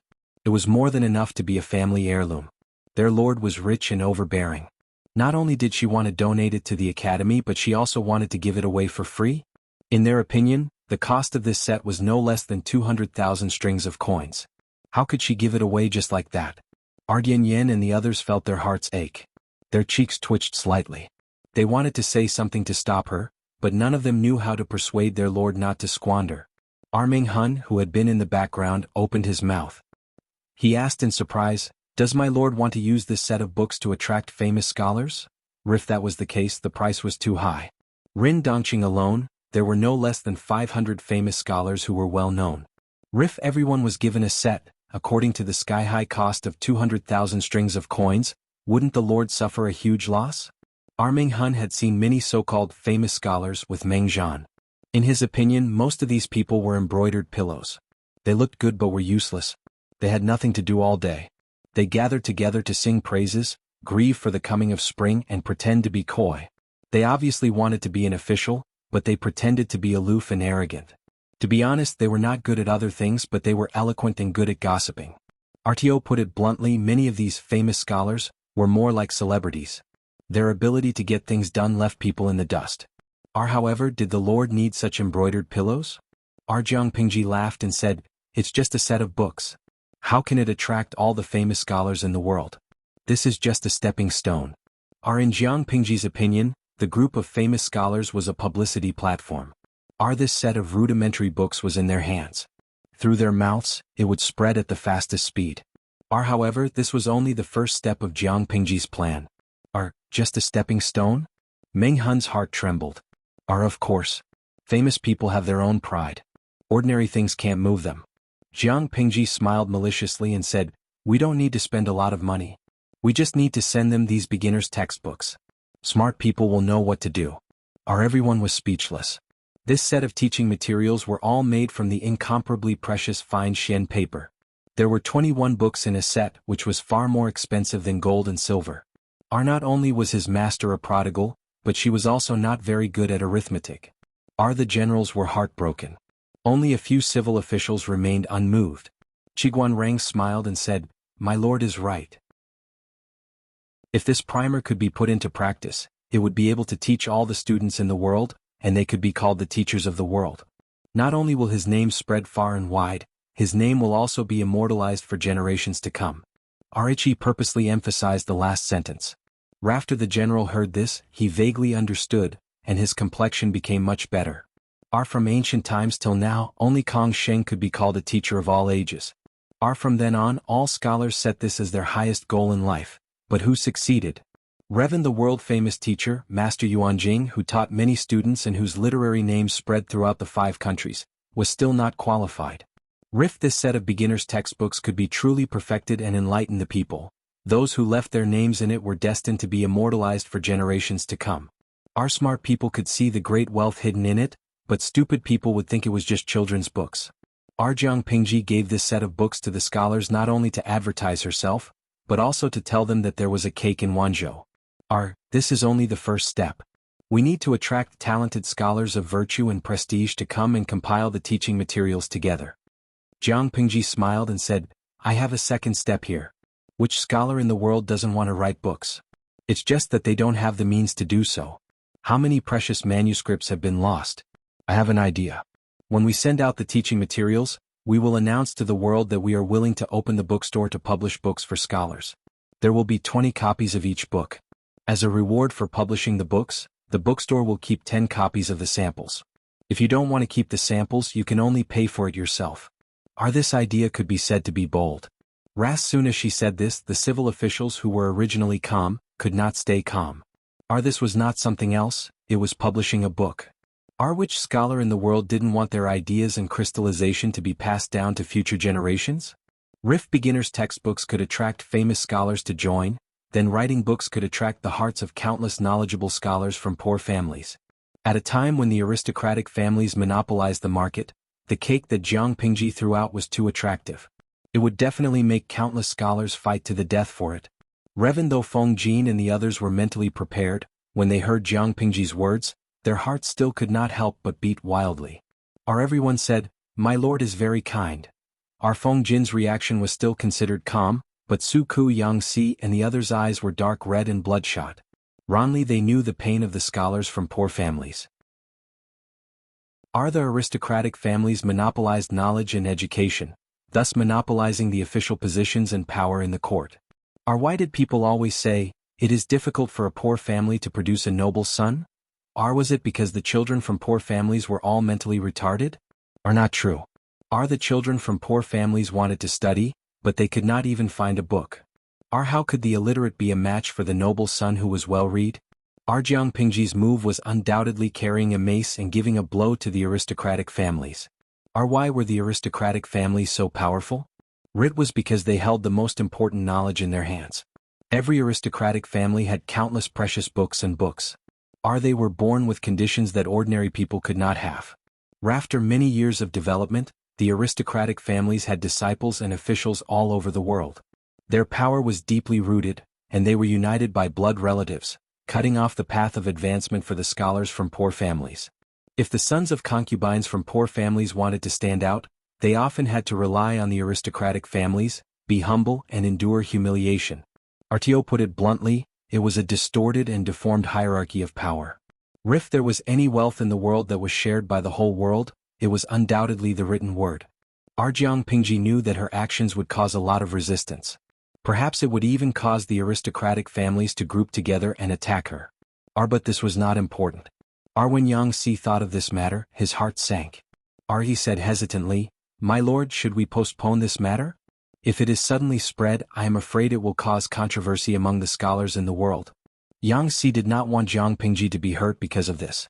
If she fell, there would be no hope for the poor families. Jiang Pingji sneered and said, Then let them talk. A dog that bites doesn't bark, and a dog that barks doesn't bite. Your lord is rich. I am willing to be a sucker and publish books for others. Why should they be jealous? I have discussed this matter with Mr. Ching many times and have already set a general plan.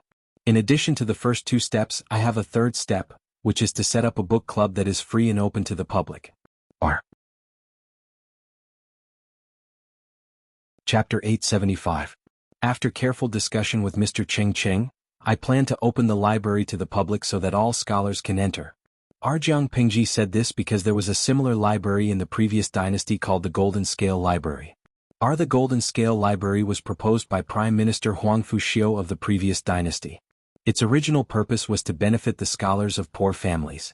However, since Prime Minister Huangfu's death and his body was dismembered and cooked, the Golden Scale Library became a place that only the nobles were qualified to enter. Jiang Pingji now proposed to build a library similar to the Golden Scale Library. Presumably, all the scholars of poor families in the world would respond. Previously I said that I would help people write books.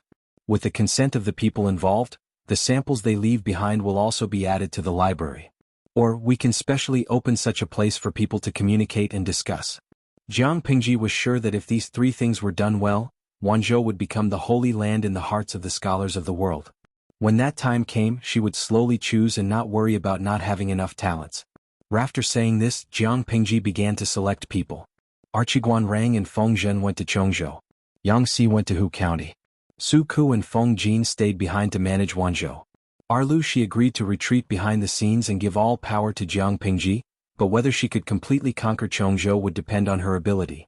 Archiguan Rang was from Chongzhou. He was very familiar with the situation there. Feng Zhen looked unreliable, but in fact he was very scheming. When the two of them worked together, it would be difficult for others to take advantage of them. The local nobles in Hu County had been beaten by Lu Shi, so it was relatively easy to conquer. Yang Si could handle it alone. Su Ku and Feng Jin had a tacit understanding. Jiang Pingji was very relieved to let them stay in the base camp. After talking about management, let's talk about stationing the fields. Since ancient times, before the troops and horses moved, provisions and fodder came first. With sufficient provisions and fodder, there would be confidence in fighting a war. Jiang Pingji said, stationing the fields has begun to show results. Before Zixiao went to Shangjing, he gave me many suggestions. I think it is feasible. I plan to open up a wasteland of fertile farmland in Chongzhou and station troops there on a large scale. In this way, not only will we be able to relieve the pressure on our supplies, but we will also be able to shorten the length of our supply lines. Archiguan Rang and Feng Zhen had already heard Wei Ci talk about the matter of Chongzhou's farming.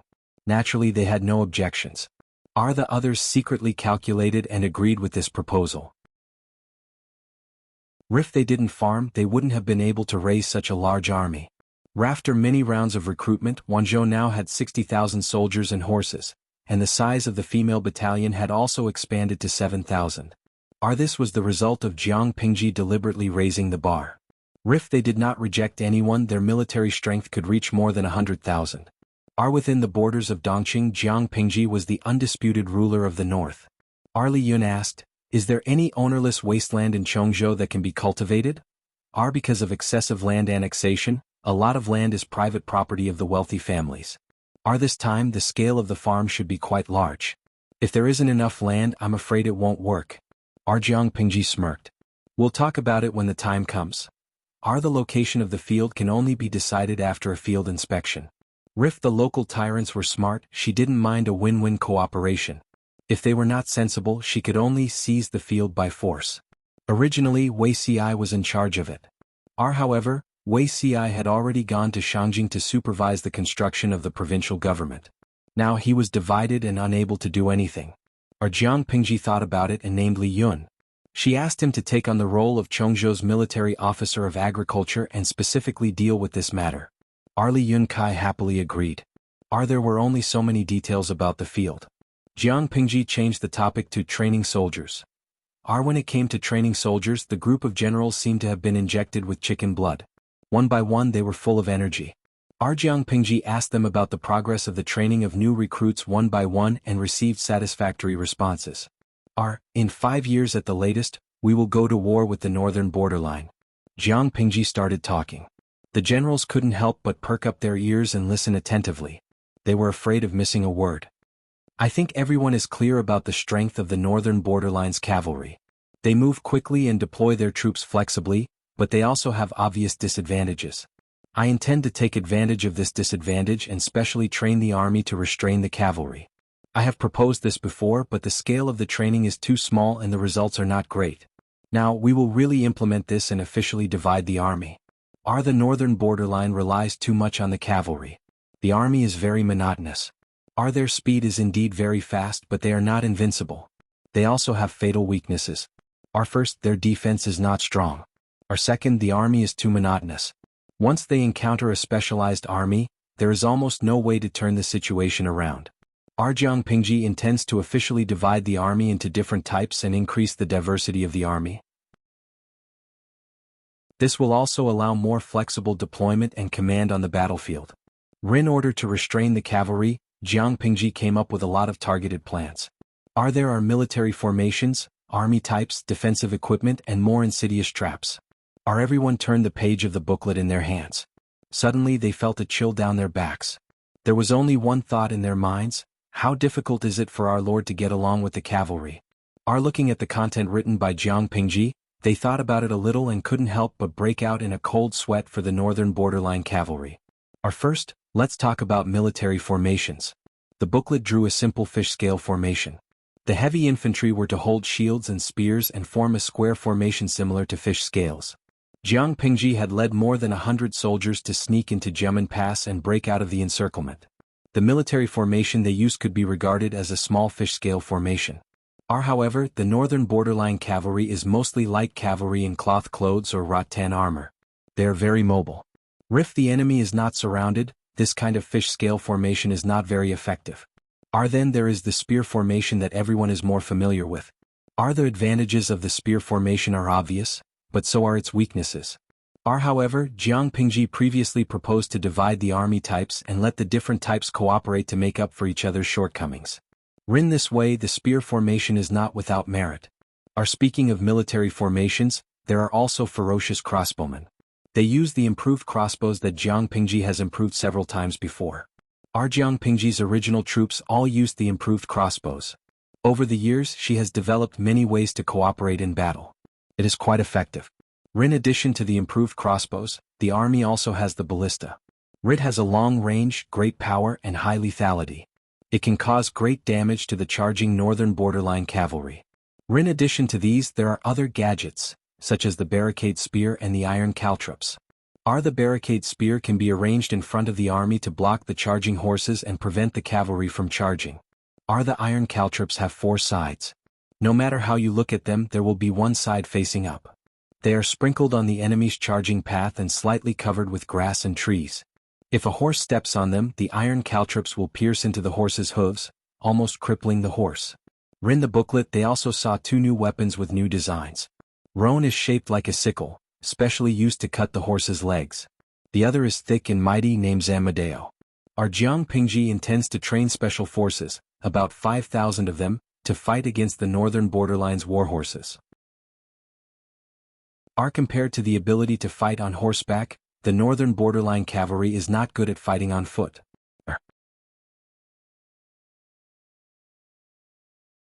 Chapter 876. The political situation was turbulent and chaos arose. Zhongzhou was ambitious. They wanted to take advantage of the endless war between Nanxing and Dongqing to send troops to take advantage and expand their territory.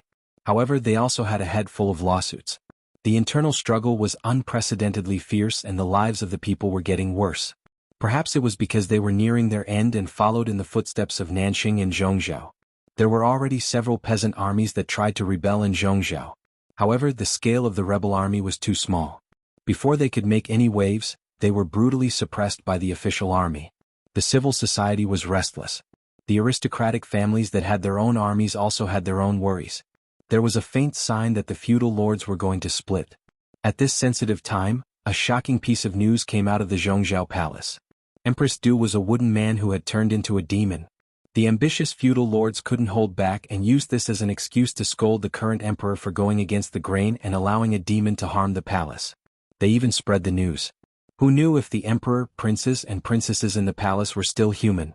This rumor spread quickly and the already weakened imperial power was on the verge of collapse.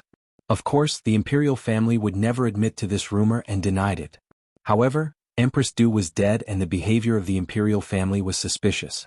The people were more and more convinced of the rumors about the wooden demon.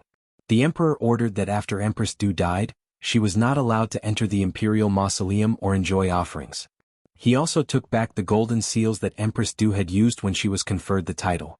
Although he didn't say that she was abolished, this treatment was no different from abolishing her. Within Zhongzhou, who didn't know that Empress Du was favored by the emperor? If she wasn't favored, how could Empress Du's 4 self-accomplishment classics for women be so popular in Zhongzhou? Now that Empress Du was dead, if there wasn't something fishy going on, why would the emperor treat the woman he once loved so cruelly? After some thought, the people's guess was actually very close to the truth. When Empress Du was unlucky, the Du family was the first to bear the brunt. The Du family was already starting to decline. Who knew that the virtuous Empress Du would appear? Her 4 self-accomplishment classics for women was praised by the world's famous scholars and was set as a role model for women. The Du family also benefited from it and couldn't help but feel elated. Even their bones became a few pounds lighter. Now that their backer had fallen and they had offended many aristocratic families with heavy military power, they would sooner or later be dealt with by others. Therefore, this branch of the Du family did not have an easy time. When they were in the limelight, everyone wanted to bask in the limelight. When they were in dire straits, any Tom, Dick, or Harry could kick them when they were down. Faced with the huge difference in their situation, many of the Du clansmen started to complain about Empress Du. However, the descendants of Emperor Du were all dead, and their corpses were nowhere to be found. With nowhere to vent their anger, they could only vent their anger on Du Wunyang.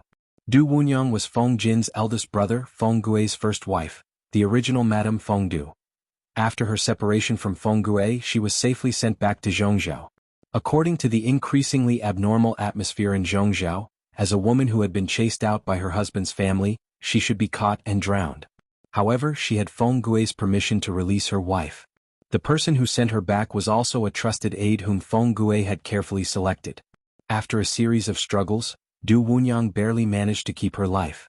She was casually sent to a Buddhist hall by Madame Du to become a nun.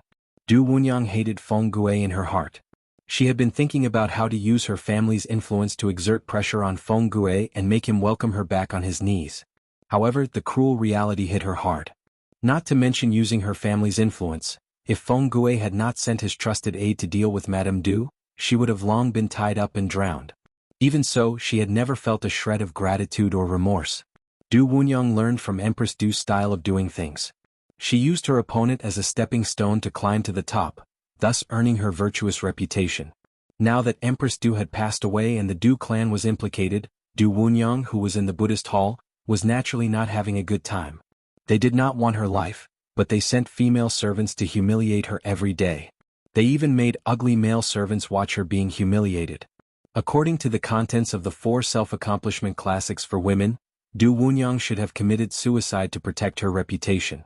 However, just as Feng Gui had mocked, she had always been strict with others and lenient with herself.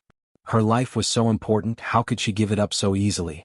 She could use the 4 self-accomplishment classics for women to restrain others and suppress her opponents, but she would never use it to punish herself. Du Wunyang was in dire straits, but her ex-husband, Feng Gui, was unexpectedly blessed. Ever since Shangyang County was taken over by Jiang Pingji, the lives of the people in the county were guaranteed.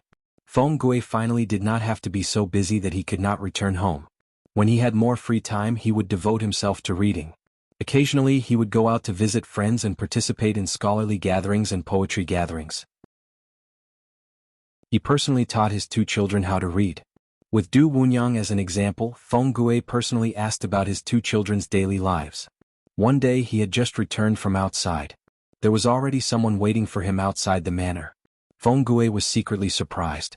He followed the person to see his father, Feng Ren. "Huaizhang, come over and take a look at this." As soon as he entered, Feng Gui saw his father, Feng Ren, sitting on a mat. Beside him was a stack of books.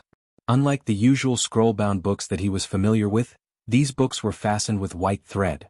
"Father, this is?" Feng Gui walked forward and picked up one of the books. It felt smooth and cold to the touch. When he opened the title page, he saw a familiar name. He flipped through it again. The profound meaning inside was thought-provoking. Feng Gui came from a noble family that had been passed down for close to 1,000 years. After many years of accumulation, the family had a collection of more than 100,000 books. Feng Gui didn't dare to say that he had read all of them, but he had some impression of them. However, he was completely unfamiliar with the books in his hands. In other words, it was highly possible that these books were newly published. The newly published books even used expensive paper. It was extremely extravagant. "They were sent here from Wanzhou not long ago," Feng Ren said. "Second brother gave them to you?" Feng Gui was the first to think of his younger brother. Feng Ren shook his head and said, "That's not the case. These were given to me by the Wanzhou magistrate, Lu Shi. Not only do I have them, but other famous scholars also have them."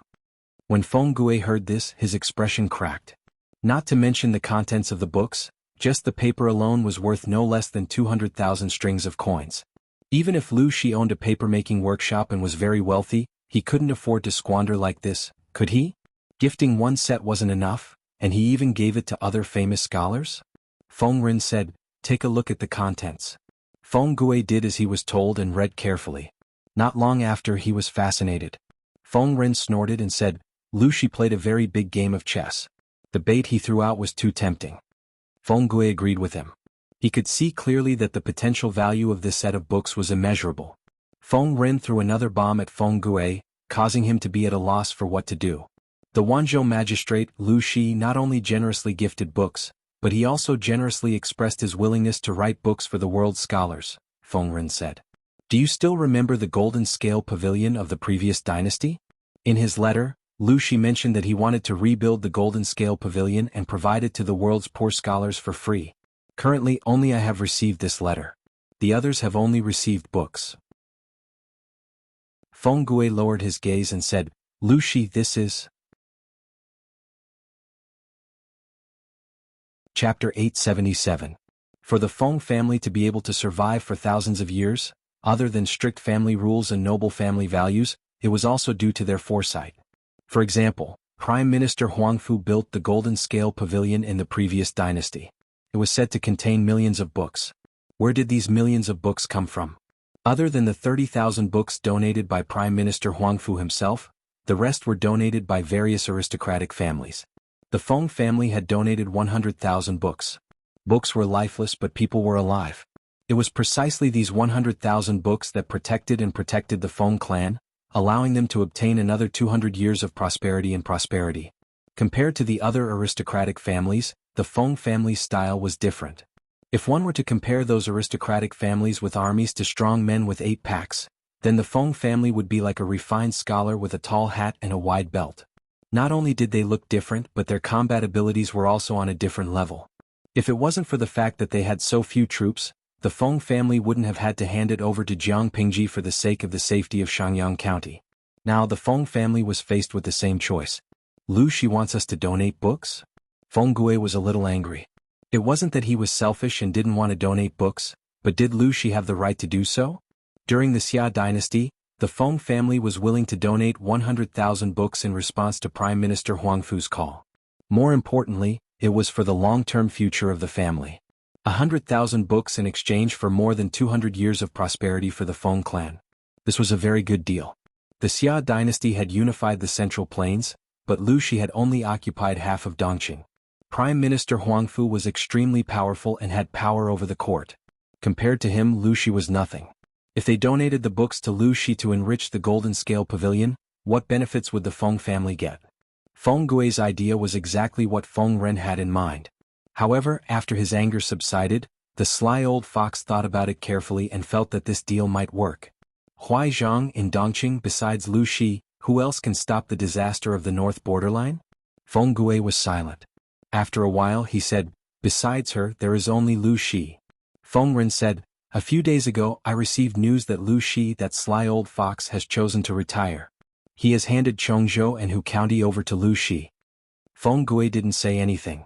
The northern borderline has already matured. Although the horse plague has delayed it, it will probably recover in 3 to 5 years and send troops to Dongqing again. Look at the current situation. The royal family is struggling at death's door, and the other feudal vassals have their own armies and are independent. If the northern borderline took advantage of the situation and attacked, there would be internal chaos and external enemies. Who could stop the northern borderline iron cavalry? The Feng clan had been rooted in Shangyang County for generations. If the northern borderline invaded, the Feng clan would not be able to protect themselves. Unless the entire family migrated and fled to another place. Speaking to this point, there was a hint of desolation in his voice. Now the world was in chaos and wars were happening everywhere. If they escaped from Shangyang County, where could they migrate to? In comparison, Lu Shi had managed Wanzhou in an orderly manner and had become a rare peaceful paradise for Dongqing. It was better for the Feng family to express goodwill to her and help her. Feng Gui understood the meaning behind his father's drawing and his expression changed. Father wants to help Lu Shi, that's not the case. Feng Ren didn't want to pick a side now. This was a decision that concerned the survival of the entire family. How could he make such a rash decision? Father, what do you mean by this? Feng Ren said, I'm just expressing my goodwill. Expressing goodwill didn't mean choosing a side. Strictly speaking, the Feng clan and Jiang Pingji had common interests. The stronger Jiang Pingji's power grew, the safer the Feng clan would be. Moreover, Feng Jin was Jiang Pingji's trusted confidant. With such a relationship, the two could be considered as natural allies. I want to bring the 10,000 books to Luxi first. Saying this, Feng Rin pointed at the set of beginner's textbooks.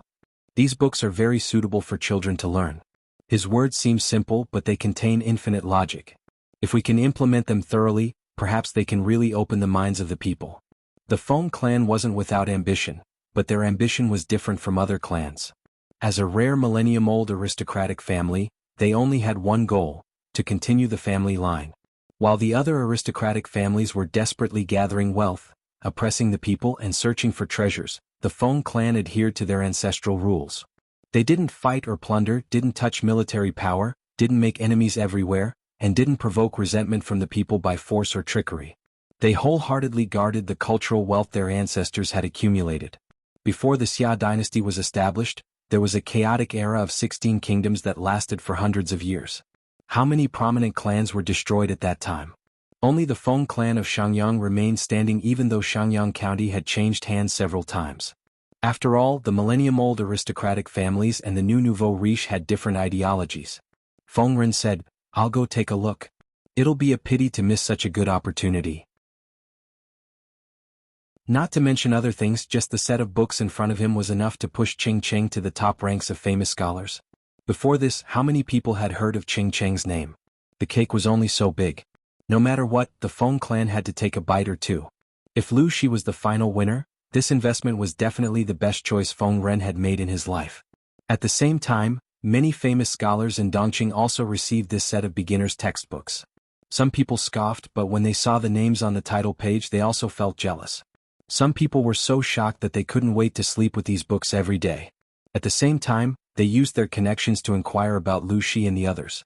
The topic was highly discussed, and so was its popularity. The names of Qing Cheng and the others often appeared in big and small gatherings of famous scholars. Overnight, they became famous all over the world. After the public opinion fermented for a while, another piece of heavy news came crashing down. Write books and become famous immediately. How many scholars dreamed of this? This was a shortcut for countless famous scholars to further promote their literary names. The ancient times were not the modern times, where one could publish a book by spending tens of thousands of dollars. If one wanted to publish a book in the ancient times, one could not afford it even if they had a lot of money. Jiang Pingji's popularity was already very high. Now that such a big piece of news was revealed, people yearned to go to Wanzhou. This was not the end. When the news of Wanzhou investing money to rebuild the Jinling Pavilion spread, many aristocratic families looked at it coldly. The poor children were so excited that they could not control themselves. Jiang Pingji knew that this move would attract many talents, but she never thought that she would catch such a big fish. It was no longer a river fish. It was clearly a whale. "Greetings, master." Hearing that there was an ancient person visiting, Jiang Pingji was stunned for a moment. She immediately asked someone to invite him to the main hall. Seeing the person, even someone as calm as Jiang Pingji could not help but be shocked. She came back to her senses and quickly bowed to the person. The hale and hearty Master Yuanjing smiled and helped her up. He said gently, "Times are different now. Magistrate Lu is too polite. A teacher for a day is a father for life. It is my duty for a student to bow to a master." Jiang Pingji quickly adjusted her emotions, but her heart was still in turmoil. She never thought that she could catch such a big fish like Master Yuanjing. Wasn't this person unintentionally involved in the fight for the dukes? Was he wholeheartedly focused on guarding the academy and educating people? Now that he appeared in front of her, how could she not be surprised? Surprise. Surprise. Chapter 878. It turned out that Jiang Pingji had good taste. Master Yuanjing didn't come to help her. He was just interested in the beginner's teaching materials. She wasn't surprised by the result. Master Yuanjing was a highly respected teacher in Dongqing. He had taught many students for decades and had accumulated a wealth of teaching experience. With him, the value of the beginner's teaching materials would reach another level. It would be accepted and recognized by more people. If she spread the news that Master Yuanjing was coming to Wanzhou, it would attract more students to gather in Wanzhou. However, Jiang Pingji had to suppress the tempting idea to avoid Master Yuanjing's dislike. He wasn't willing to intervene in the battle between the feudal lords, so she couldn't make a decision on her own. "Master, you must be tired from the journey. I'll ask someone to help you settle down." After the small talk, Jiang Pingji saw that Master Yuanjing looked tired.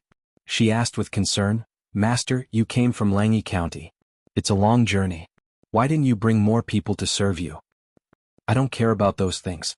Why would I need so many people to serve me?" Mr. Yuanjing smiled and said, "If I were 10 years younger, I would be able to travel alone. Now that I'm old, I've become a burden." Needless to say, when Master Yuanjing was young, he was also a ruthless person who fought along the way. He might be amiable now, but when he was young, he killed a few bandits. As they were talking, there were unfamiliar footsteps approaching. Jiang Pingji looked in the direction of the sound and saw a slightly plump young man standing outside. Seeing Jiang Pingji look at him, the young man was stunned. He immediately bowed respectfully. Jiang Pingji smiled. "Senior Zuda, long time no see. Why are we so distant?" The young man's surname was Tang. His first name was Yao. His courtesy name was Zuda. He and Jiang Pingji had a bad relationship. Back in the day, they had a conflict at Jishan Hot Spring in Shangjing. Tang Yao stood up for two playboys who had offended Jiang Pingji. Of course, the conflict ended with Jiang Pingji's victory. Master Yuanjing even reprimanded Tang Yao. Later, Jiang Pingji went to Langyi to study. Tang Yao didn't like her. Although he didn't deliberately cause trouble, he always treated her coldly. Jiang Pingji realized that he meant no harm, so she did not take it to heart. In Jiang Pingji's memory, Tang Yao was a young man born in a gentry family. He was proud of his family background and bloodline, and he worked hard to protect this honor. From Tang Yao's point of view, Jiang Pingji was a weirdo in the circle of the gentry. Looking at it that way, it made sense that Tang Yao did not like Jiang Pingji. Tang Yao stood outside, hesitating to enter. The expression on his face was slightly stiff, and he did not dare to make eye contact with Jiang Pingji. Master Yuanjing found it funny and called out, "Zuda, come here." Tang Yao hesitated for a moment, but he did not dare to disobey his master's order. He walked steadily to Master Yuanjing's side and sat down. "Master." Tang Yao bowed to Yuanjing, then turned to Jiang Pingji and said, "Magistrate of Liuzhou." Jiang Pingji smiled. "I haven't seen you for a few years. Senior Zuda has become more mature." After saying that, Tang Yao's expression slightly twitched, but he didn't dare to refute. Master Yuanjing smiled and said, "Don't blame Zuda." He was shocked too. Surprised? It couldn't be. Was her face really that ugly? Master Yuanjing smiled and explained, "A few months ago, I received news that Lanting is a girl." Zuda refused to believe it and insisted that it was slandered by others. Now that he saw Lanting in person, how could he not be shocked? Although she's a girl, she's still better than thousands of men. "I see. In that case, it's my fault." Jiang Pingji recalled the 3 years she spent studying in Langyi County and could not help but laugh. There were probably many people who were as confused as Tang Yao. She studied in Langyi for 3 years. She thought she studied seriously, but in the eyes of others, she was still a model of ignorance and incompetence. There were even people who said she was a libertine who slept with prostitutes and secretly spread the rumor that she impregnated an unknown prostitute. Although it was a groundless rumor and there was no concrete evidence, it could be indirectly proved that Jiang Pingji's reputation in Langyi was not good. Even though Jiang Pingji had left Langyi, many places still spread her legend. When Jiang Pingji's identity was revealed, those people's faces were slapped swollen. Lucy was a girl. No matter how much she slept with prostitutes, it was impossible for her to impregnate someone. As for the rumor of heartless men abandoning good girls, it was even more unfounded. The few people who liked to smear her reputation kept quiet out of fear and closed their doors. Master Yuanjing said, "You have your own difficulties. How can I blame you? If there were no difficulties, who would hide their true identity for more than 10 years? Jiang Pingji smiled noncommittally. To facilitate the academic exchange between Master Yuanjing and Qing Qing, Jiang Pingji moved Master Yuanjing's residence near the latter. Just as Jiang Pingji had guessed, Master Yuanjing did not get involved in the government affairs of Wanzhou. Tang Yao, who was by Master Yuanjing's side, also behaved himself. He accompanied Master Yuanjing to visit Qing Qing every day. As soon as the two academic education maniacs met, it was as if the heavens had struck and the earth was on fire. The scene of the collision of ideas was like sparks and lightning. Every time the two of them talked excitedly, they would always forget to eat and sleep, as if they regretted not meeting each other earlier. Jiang Pingji gave a set of 21 beginner teaching materials, but in Master Yuanjing's eyes, something was still missing. Qing Qing respected the big shot in the educational world. If Master Yuanjing said something was missing, there must be something missing. However, the two discussed for a few days, but they could not grasp the inspiration. Until Jiang Pingji visited them by chance. She heard Master Yuanjing and Qing Cheng's doubts and said carefully, "The 6 skills of a gentleman are divided into rites, music, strategy, mathematics, calligraphy, and archery. The soldiers in the military camp are divided into different categories, such as infantry, cavalry, archers, and crossbowmen, so on and so forth. The beginner teaching materials naturally have to be carefully classified to differentiate the difficulty from easy to difficult. If all the content is mixed up and taught to the students at the same time, it will be too complicated. Secondly, even the teachers can't distinguish which students are good at. If they can't even distinguish this, how can they teach in accordance with their aptitude?" Master Yuanjing and Qing Cheng were suddenly enlightened. They seemed to have broken through a bottleneck. Countless inspirations burst forth in their minds. The two of them gathered together and got busy again. They were so engrossed in it that they forgot everything else. They directly put Jiang Pingji aside. Jiang Pingji was speechless. Seeing the strange glint in their eyes, she secretly broke into a cold sweat for the students who would use the teaching materials in the future. No one paid attention to Jiang Pingji. She stayed for a while and was ready to leave. Tang Yao stood up to send her off. Tang Yao deliberately lagged behind and followed behind Jiang Pingji. Before entering the door, Tang Yao said, "Magistrate Lu, I have a question." Jiang Pingji stopped and looked at Tang Yao. "Senior brother Zuda, please ask away."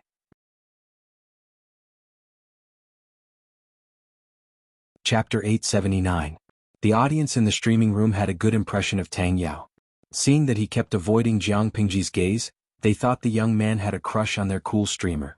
Half a minute ago, they were still optimistic and mistakenly thought that Tang Yao wanted to confess. But, after hearing Tang Yao's words, many of them were furious. "Tang Yao, I'm so angry. Who does this kid think he is?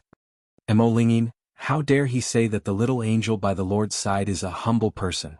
Believe it or not, a bunch of red bean buns will teach him a lesson? Li Jiamacho, I feel that this kid is too naive. No one's wealth comes out of nowhere. He can wear silk and satin and have the right to talk to the streamer face to face. Isn't it because he was born into a good family and has a good ancestor? Raw blueberry juice. Is this the legendary difference in family status? To be honest, it's a little annoying. Tens of thousands of years ago, whose ancestors weren't monkeys climbing trees? A few hundred years ago, whose ancestors weren't farmers facing the yellow soil with their backs to the sky? If you have the ability to be proud of having a good ancestor here, why don't you work hard so that your descendants can boast about their ancestors? Su Huan City, everyone understands this, but the ancients didn't listen to this. Otherwise, why would there be hierarchy? The audience in the streaming room discussed, and Jiang Pingji's face darkened. She asked, "Why should I be ridiculed?" Tang Yao's lips moved. Looking at Jiang Pingji's bright eyes, he momentarily forgot how to speak. When he realized what he had said, Jiang Pingji's face darkened. Tang Yao said, "How can the governor be so lowly? Look at the people under your rule. One is a sinner who has been branded, one is the son of a prostitute, one is a mixed blood, and the rest are uncivilized, courageous, and unwise boors. Since it's a great matter to help the world, why do you need to work with such lowly and immoral people? If this matter is spread, the scholars of the world will naturally be ashamed." Jiang Pingji snorted coldly after hearing that. Tang Yao felt a slight chill on his back. He subconsciously took a small step back. An indescribable chill spread from the soles of his feet to his brain. Jiang Pingji sneered. "Oh, but I don't think it's worth laughing at. On the contrary, it's you who said it that's hilarious." Tang Yao's face paled as if someone had nailed him to the spot. Master Yuanjing knew about Tang Yao's problem.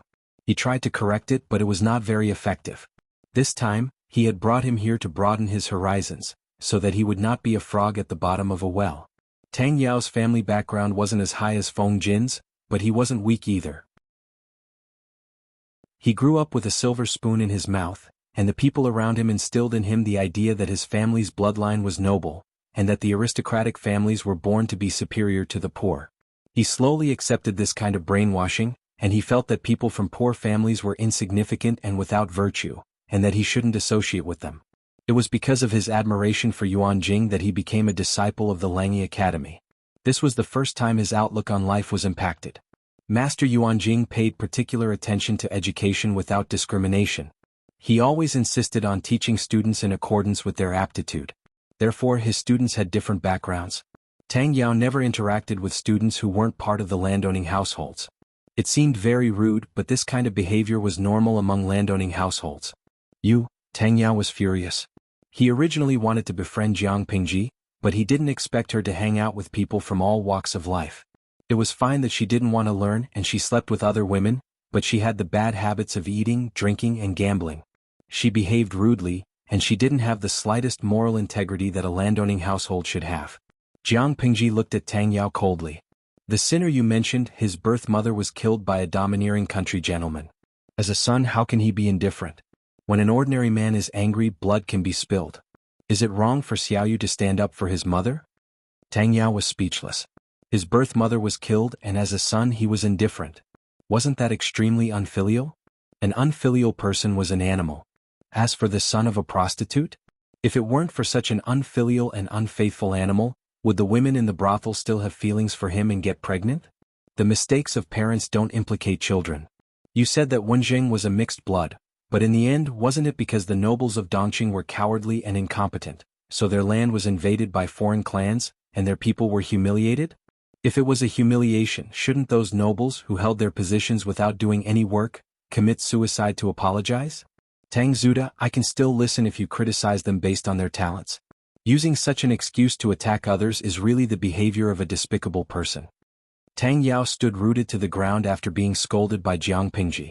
His ears were ringing. He wanted to refute, but the words were at the tip of his tongue, but he couldn't say them. Jiang Pingji continued, You said that the generals under me are all uncivilized, brave but not astute? That's a big mistake. If it weren't for them fighting in the north and south to quell the calamity of the Tsingyi army and the Red Lotus group, Wanzhou today would just be purgatory on earth. Tang Zuda, have you ever seen the tragic sight of white bones exposed in the wild and no rooster crowing for 1,000 miles? I don't want to hit you, but with your body, I'm afraid you can't even withstand one of my fingers. In conclusion, Tang Yao, who was neither good at literature nor martial arts, had no right to criticize her little princesses. Jiang Pingji added one last stab. The old people often say, when you drink water, don't forget the person who dug the well. The grains you eat, the clothes you wear, every grain, every stitch and thread, what do you get from your own labor? These are all the hard work of ordinary people. From the beginning to the end, have you ever put in any effort? Have you ever shed a drop of sweat? In that case, are you considered an ungrateful person? After saying that, Jiang Pingji snorted coldly, turned around and left, leaving Tang Yao rooted to the ground. Tang Yao followed Master Yuanjing and left Langi. As they hurried along, they traveled and studied. He who lived in an ivory tower finally saw the cruel scene outside the ivory tower. The wild wolves and fire dogs were so hungry that they were emaciated. In order to find food, they had no choice but to search for human bones on the ground to satisfy their hunger. The damaged white corpses were half covered and half exposed in the wilderness. In a trance, they seemed to be able to hear the mournful sobs of lonely souls. The refugees on the road had lost their humanity under the oppression of life. They could do all kinds of inhumane things. Such a miserable scene caused people to panic in their hearts. After entering the territory of Wanzhou, it turned out to be another paradise on earth. After asking carefully, Tang Yao discovered that the people had put those humble people on a pedestal. Some people even set up longevity tablets for them in their homes. Feng Jin, Wei Xiai, Feng Zhen, and the others were all from gentry families. How could the others deserve it? That was why Tang Yao was so conflicted when he saw Jiang Pingji. What he saw and heard were in a fierce struggle with his own thoughts. The two sides were in a deadlock. Tang Yao suddenly had an impulse to try to find an answer from Jiang Pingji. Unsurprisingly, he was severely criticized by her. Tang Yao returned to the house in a daze. Master Yuanjing and Cheng Cheng were chatting and laughing. Zuda, how is it? Tang Yao pursed his lips and did not say a word. Although the master was always nagging, he was sure that the other party definitely knew what had happened. Master Yuanjing sighed and said, if there's anything you don't understand, just watch, listen and think. Why bother to provoke her?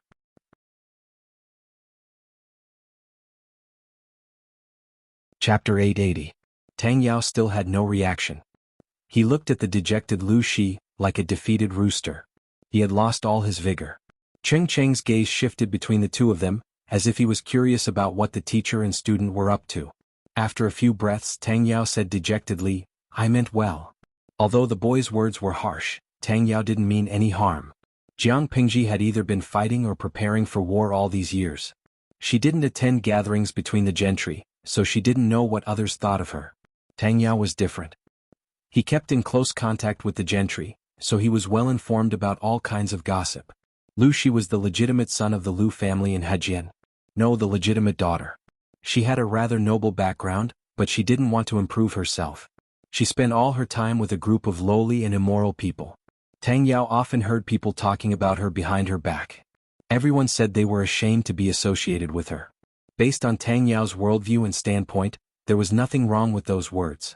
The noble families and the commoners were originally people of two different worlds. Yuan Jing said, "That person's honey is my frost." Tang Yao said, "But..." His lips moved as if he wanted to say something, but he swallowed the words that were hovering on the tip of his tongue. Tang Yao was confused. Had Lu Shi not discovered the crux of the problem? What crux? Why were there so few people seeking refuge with her? In terms of fame, fortune, birth and prestige, her overall conditions weren't worse than others. Even though she was a woman, Dongqing wasn't Zhongzhao. She hadn't suffered too much from the 4 self-accomplishment classics for women. Not to mention that she was the official governor of a province. She was in the limelight during the alliance meeting. With such good conditions, why were there so few gentry families willing to seek refuge with her? On the surface, it seemed that Lu Shi was in his prime. Seeking refuge with Lu Shi was more promising than seeking refuge with her.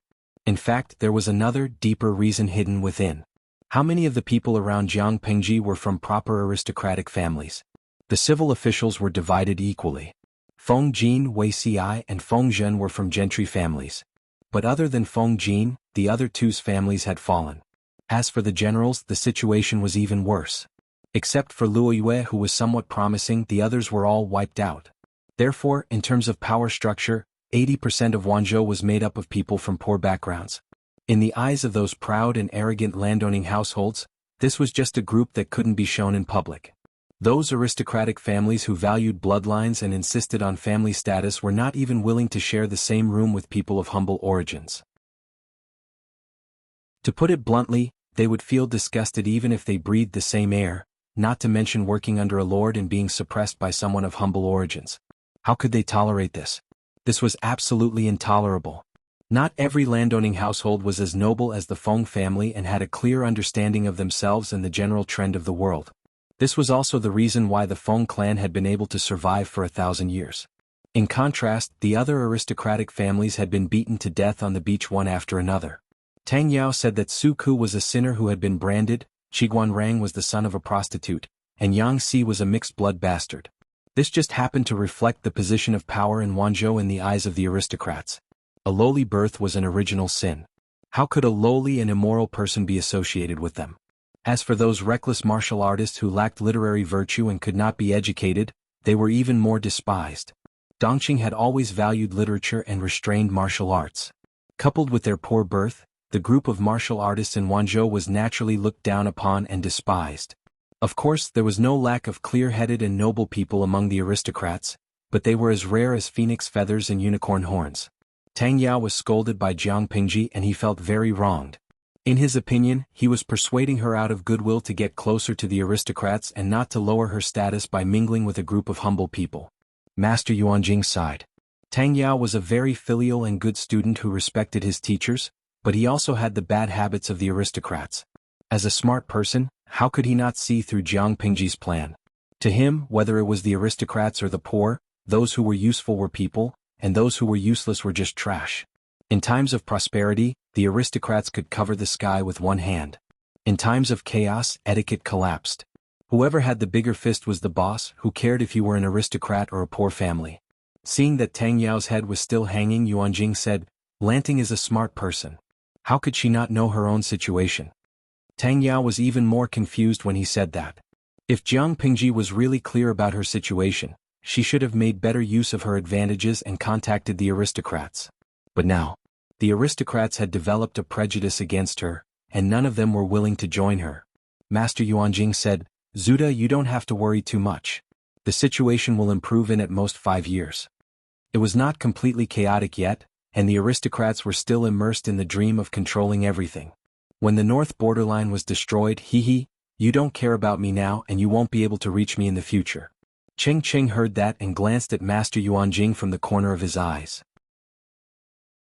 Cheng Cheng and Jiang Pingji were like teachers and friends. He vaguely knew about the latter's plan.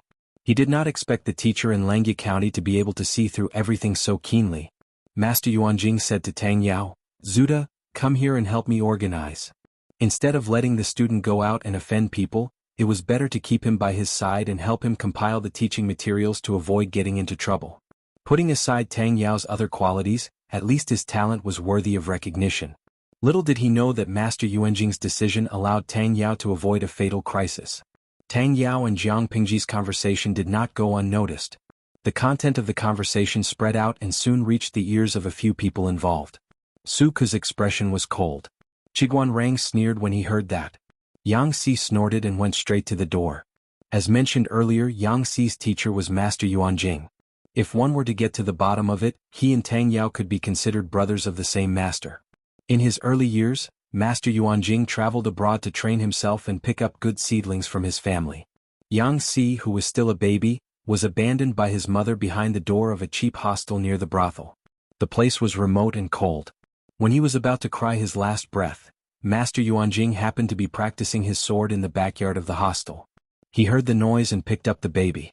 Master Yuanjing knew the child's background, so he did not deliberately look for the child's mother. Instead, he found a farmer nearby to raise the child.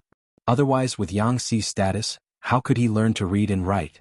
Yang Si did not come to beat him up, and he did not introduce himself as soon as they met. Instead, he called himself Master Yuanjing's student.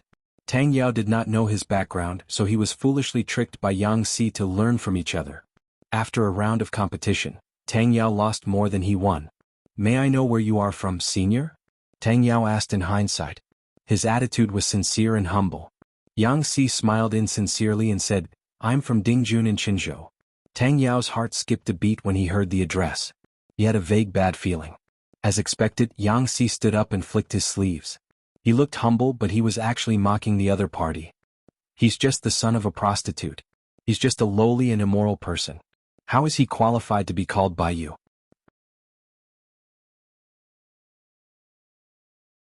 Chapter 881. Yang Si seemed calm, but in fact he was a hot-tempered person who refused to suffer losses.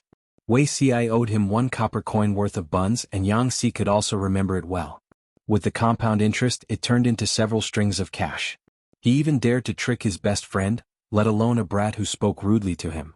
If it were not for Master Yuanjing and the Lord, Yang Si would definitely not let it go so easily. By the time Wei Si heard about Tang Yao's incident, the weather had already turned completely cold. He carefully recalled and could not help but sigh. Yang Si and Tang Yao were destined to be enemies. In his previous life, both Yang Si and Tang Yao served under Huang Song. At that time the world was already in chaos and the 5 kingdoms were no more. The wars between the feudal vassals became more and more intense, and the aristocratic families all took sides. Tang Yao, who had a deep prejudice against the poor, had no choice but to become an official for the sake of his family's grand plan. He chose Huang Song, who was one of the most powerful people at that time. As soon as Tang Yao arrived at Huang Song's camp, he was put in an important position and made contributions twice. He was born into a landowning household. With his addition, the landowning household under Huang Song's banner suddenly grew in power. As the lord, Huang Song did not mediate in time, inadvertently exacerbating the conflict between the two forces. The two factions fought openly and covertly, and the battle situation became more and more intense. During one of the celebratory banquets, Huang Song shared some fine wine with everyone.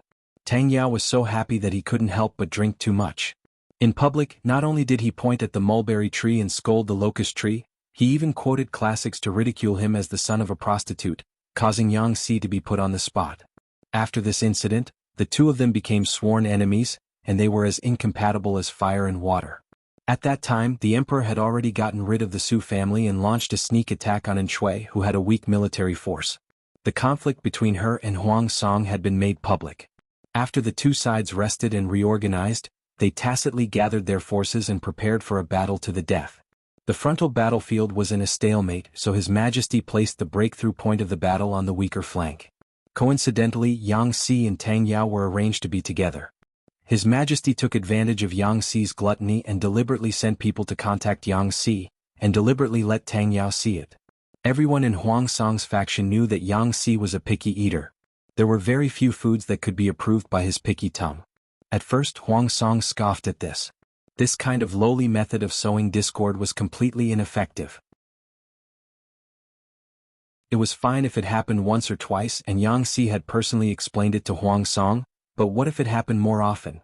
Many a little makes a mickle. The snowball of suspicion was getting bigger and bigger. Coupled with Tang Yao's provocation, Yang Si's situation was worrying. Even though Yang Si righteously rejected the sugar-coated bullet later, Huang Song's suspicion of him had already taken root. After that, His Majesty took the counselor's advice and played a hat trick. He successfully killed some of Huang Song's elites and asked the best calligrapher to imitate Yang Si's handwriting to write a specious letter to the enemy. Then he deliberately exposed the flaws to Tang Yao. Since Tang Yao had obtained the evidence, he naturally wouldn't let go of this opportunity easily.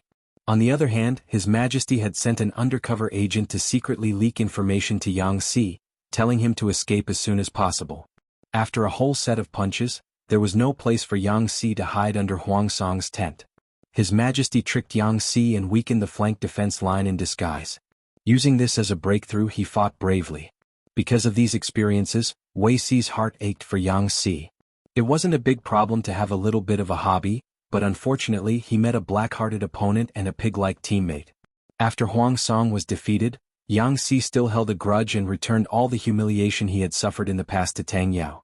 Tang Yao couldn't bear the humiliation and committed suicide by hitting the wall. In this life, looking at the situation, although the two of them had conflicts, their feud wasn't too deep. At least it wasn't to the point where they would fight to the death. Considering their relationship with Master Yuanjing, they probably wouldn't completely kill him, right? Wei Si's guess was right. The two of them would indeed not have a death feud. However, Tang Yao had also offended Su Ku and Qiguan Rang.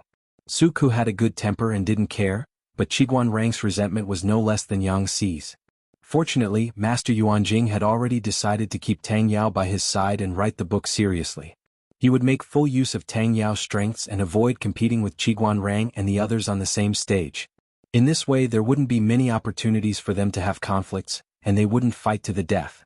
This year was the second year of the farming system. God was especially kind and there was abundant rain, so Wanzhou welcomed a rare bumper harvest. According to the rules of the farming system, the state government could receive 30 to 40% of the food.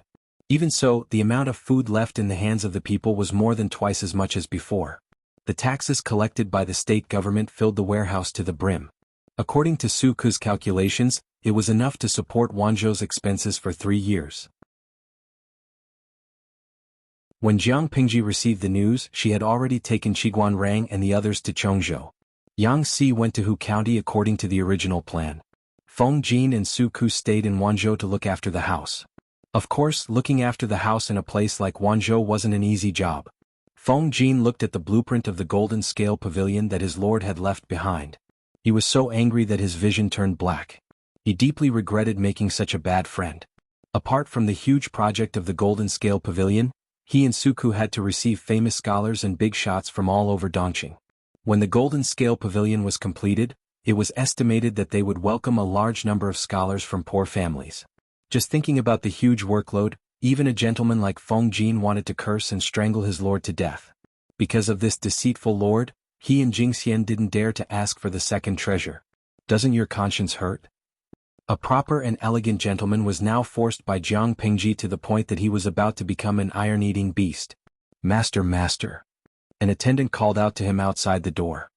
What's the matter? Feng Jin's sword-like eyebrows were furrowed. The old master is here. He's outside the house now. The old master? Feng Jin had stayed up for too long. He was still feeling lightheaded.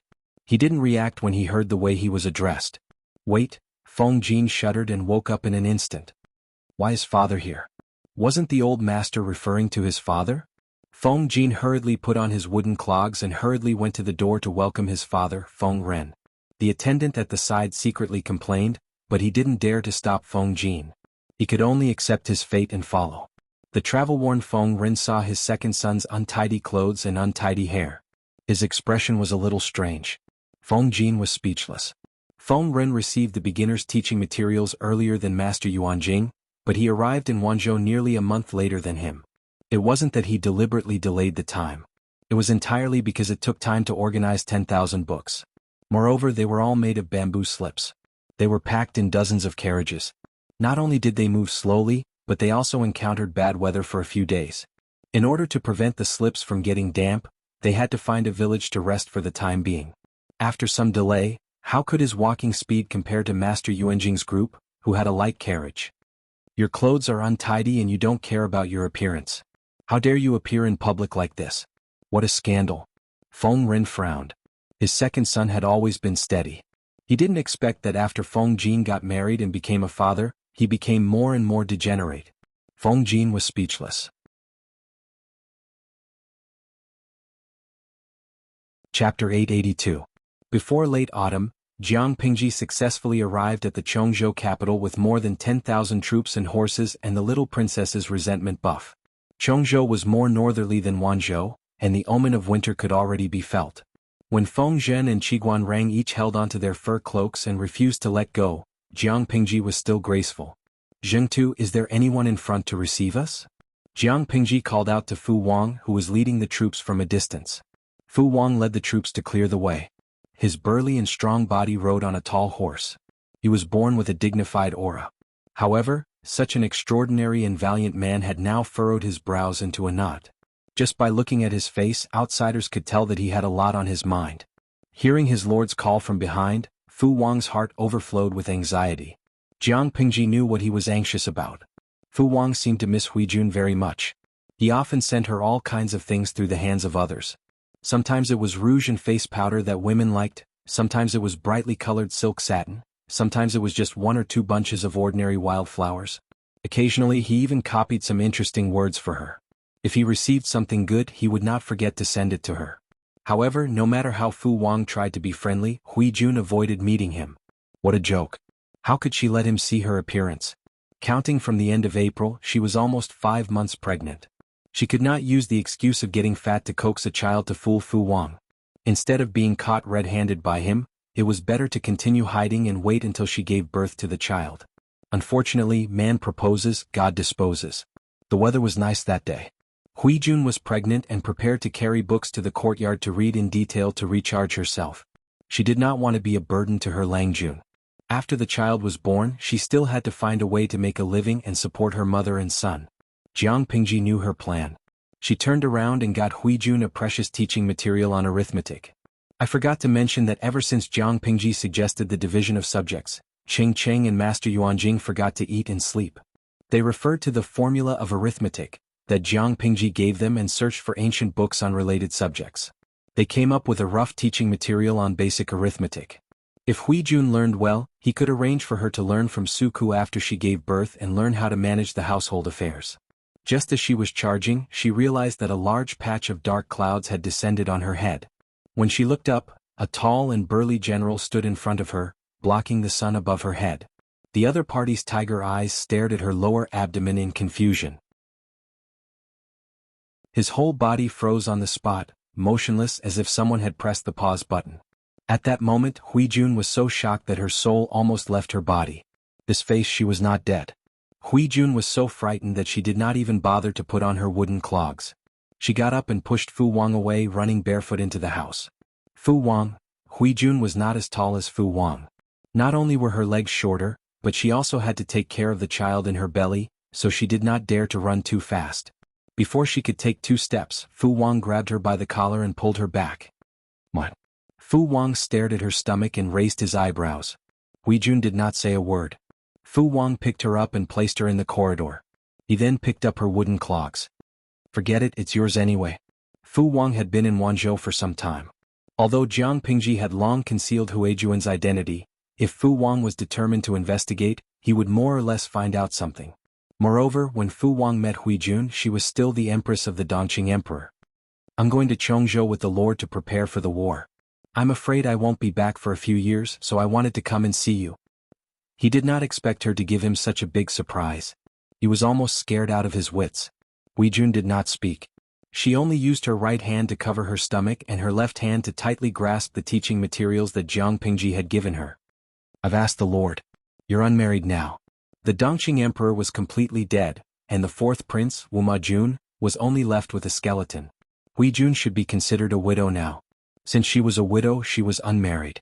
After a while, Fu Wang tried to reach out to touch Huijuan's stomach. She was so scared that her whole body tensed up. "When I come back, I'll teach him martial arts and reading. I won't let you work too hard. If you run into any trouble, take this to my former deputy general. He's stationed here now. If he sees this thing, he'll definitely help you if he can." Huijun looked at Fu Wang with a strange expression. He was not even sure who the child in her stomach belonged to. How dare he say that? Fu Wang was talking to himself. Huijun said with slight awkwardness, General Fu, what do you mean? You've accepted all the things I've given you over the past few months."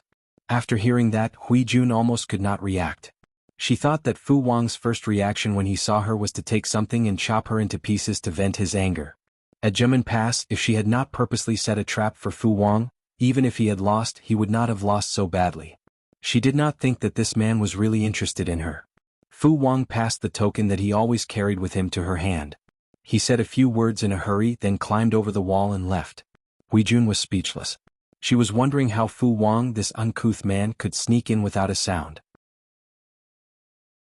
Did he climb over the wall? Thinking of this, Huijun could not help but frown. "Lecher, you actually think that the Lord's backyard is your home?" Fu Wang liked Huijun. Knowing that she was pregnant, he changed the things he usually gave her to good medicinal herbs that were gentle and nourishing. As for whose child Huijun was, he did not think much about it. Song Prefecture was located in the north, and part of it was bordered by the mutated tribe. The mutated tribe was fierce and often killed people. The border was in constant chaos, causing women to lose their husbands and children to lose their fathers. After many women lost their husbands, they would still bring their ex-husband's child to marry their current husband. The current husband was also generous to his stepson, and most of them treated him like his own. This was because no one knew when something would happen to them. Raising their stepson seriously was no different from raising their own son. Fu Wang had been raised by a pack of wolves, and his adoptive father, Fu Yang, had brought him along. He had lived in such a tough environment for more than 10 years. Under the influence of what he saw and heard, Fu Wang did not feel too conflicted. As long as Huijun was his, then Huijun's child would also be his. He was currently preoccupied because when he left, he had sneaked a look at Huijun and found that her belly had grown a lot bigger. Fu Wang had once seen a woman give birth, and that had been a psychological scar for the rest of his life. There was a peasant family at the border. The husband had recently passed away, and the wife, who was more than 9 months pregnant, could only manage the household and bear the heavy burden of field work. Unexpectedly, she was too tired, and her amniotic fluid broke and she was about to give birth on the spot. At that time, Fu Wang was still living with the wolf pack. Because it was autumn, it was not easy to find food, so he could only leave the wolf pack's territory and search for prey further away. Coincidentally, he met the woman lying in the field, her legs wide open. A baby's head with fetal hair was slowly coming out of her womb. The young Fu Wang was so scared that he was sweating all over.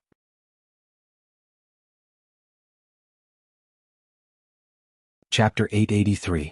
Knowing that Jiang Pingji had arrived, Lu Shi had already sent people to meet them. Fu Wang rode forward and found that there were many people to meet them. He glanced around and saw that the young man in front was dressed in brocade clothes. His face was somewhat similar to his lord's.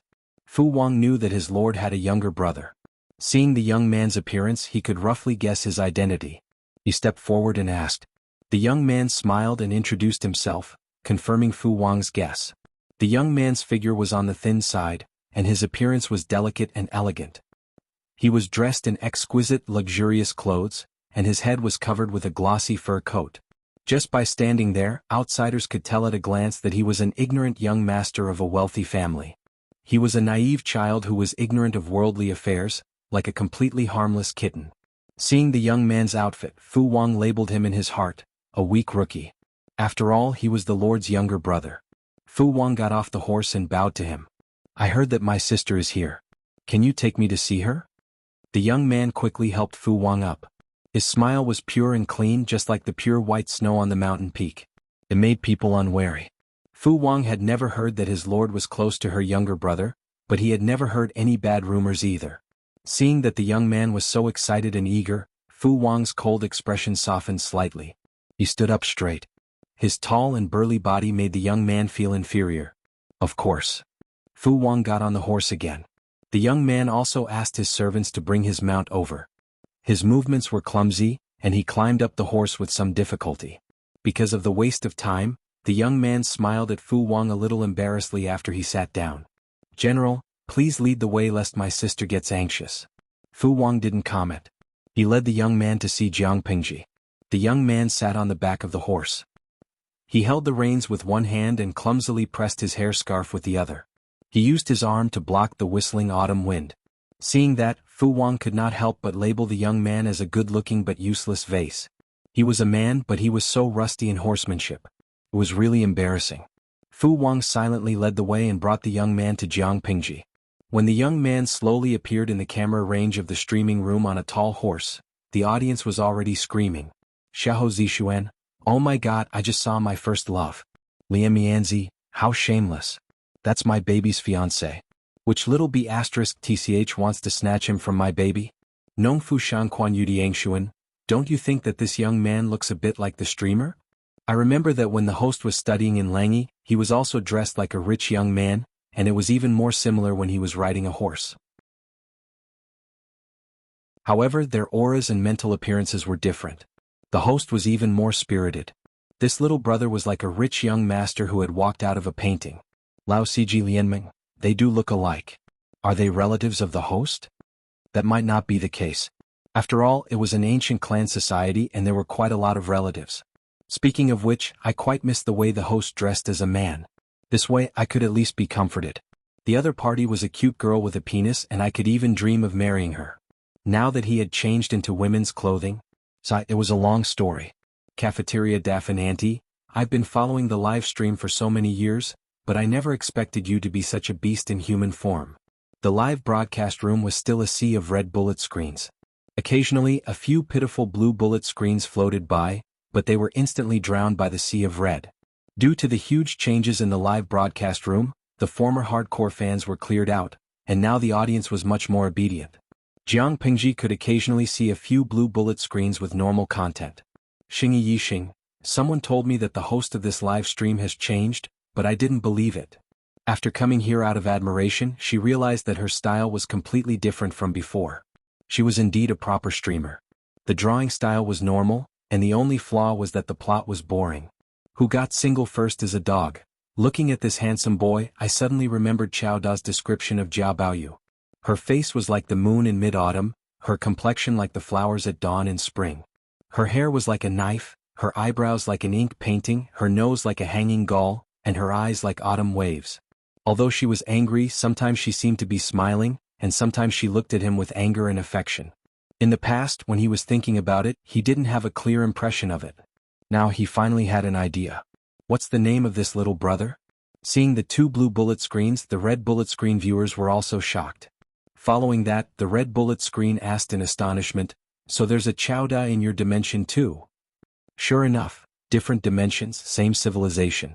In comparison, all the people in the dimension spoke Mandarin, which didn't seem to be a big deal. Jiang Pingji looked at the bullet screen with interest. Seeing the audience mention the unfamiliar little brother, she couldn't help but shift her gaze to the distance. Sure enough, the young man in embroidered clothes who appeared in the camera was riding a horse behind Fu Wang. He also noticed her. When their gazes met, Jiang Pingji could clearly feel the joy emanating from him. Sister. The young man in embroidered clothes shouted from afar. He rode the horse a few steps faster than he was familiar with, then he climbed down from the horse's back with difficulty. Fu Wang watched from the side. He couldn't bear to look at him, so he simply stepped forward to help him, saving the young man from falling off the horse. Jiang Pingji looked at the face of the young man in embroidered clothes and nodded in response. Speaking of which, this was the first time she saw this brother of a concubine after so many years of transmigration. From his appearance, he looked like a typical member of the Liu family. Jiang Pingji recalled the children of the Liu family she had seen in her mind. Almost none of them were ugly. Because the young man's eyebrows and eyes were not fully grown, he had a bit more innocence and childishness, which made him more likable. Sister, father has already prepared a banquet and is waiting for you in the manor. He has been asking why you haven't come yet for the past few days, so he asked me to wait outside the city every day. Finally you have come. The young man in embroidered clothes said so much in one breath. His breathing was a little rushed and his cheeks were a little pink. He looked even more delicious and moving. The strange aunties and strange uncles in the streaming room were already hungry and thirsty. Really? Didn't I already send someone to inform you? Why does father still ask you to wait outside? Jiang Pingji's words were not pleasant to hear. Fu Wang, who was at the side, heard it. His gaze swept between her and the young man in embroidered clothes. It seemed that the relationship between the brother and sister was not good. That was true. How could one be compared to the daughter of a concubine and the son of a concubine? Even if this son of a concubine was Lu Shi's only son, his lord was so promising. Wasn't it better than having an idiot son? The face of the young man in embroidered clothes froze. He seemed to be a little depressed, but he quickly recovered his enthusiasm. Even if Jiang Pingji's attitude towards him was cold and implied that Lu Shi did not treat him well, he did not say anything. After all, it was the truth.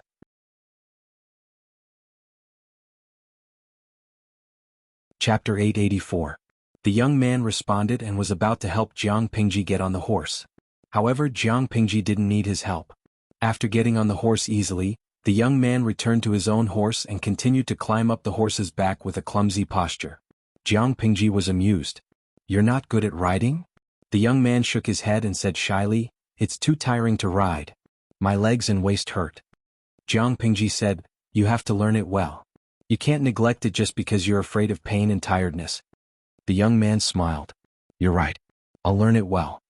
Jiang Pingji followed him and saw the smile on the young man's face.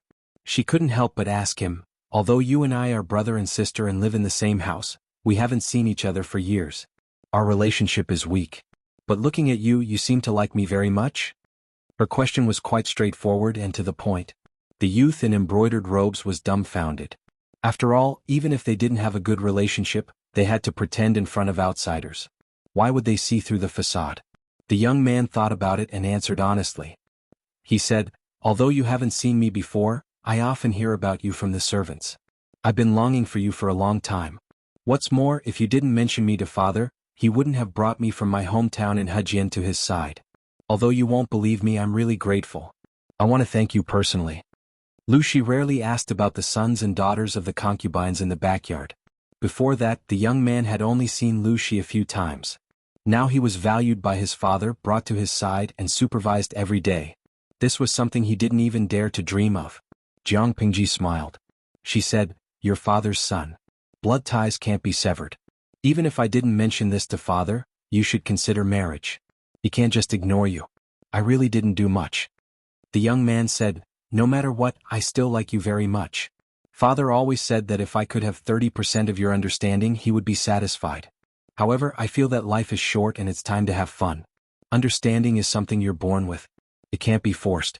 No matter how hard I try, I can't do it well. I might as well forget about it. Anyway, father and sister won't let me starve to death on the streets." Jiang Pingji couldn't help but smile. She said, "Life is short, so it's time to have fun?" Zisher often said the same thing. "If you meet, you might have a common language. You're the son of the family. Father won't allow you to muddle along." The embroidered-clothed youth said, "Zisher? Was it Feng Zhen who worked for sister?" Listening to the elder sister's words, the younger brother was a little curious. However, he is a talent that elder sister needs to use. He can't be like little brother who wastes his time seeking pleasure. Little brother shouldn't lead him astray. Jiang Pingji was amused by the young man in embroidered clothes.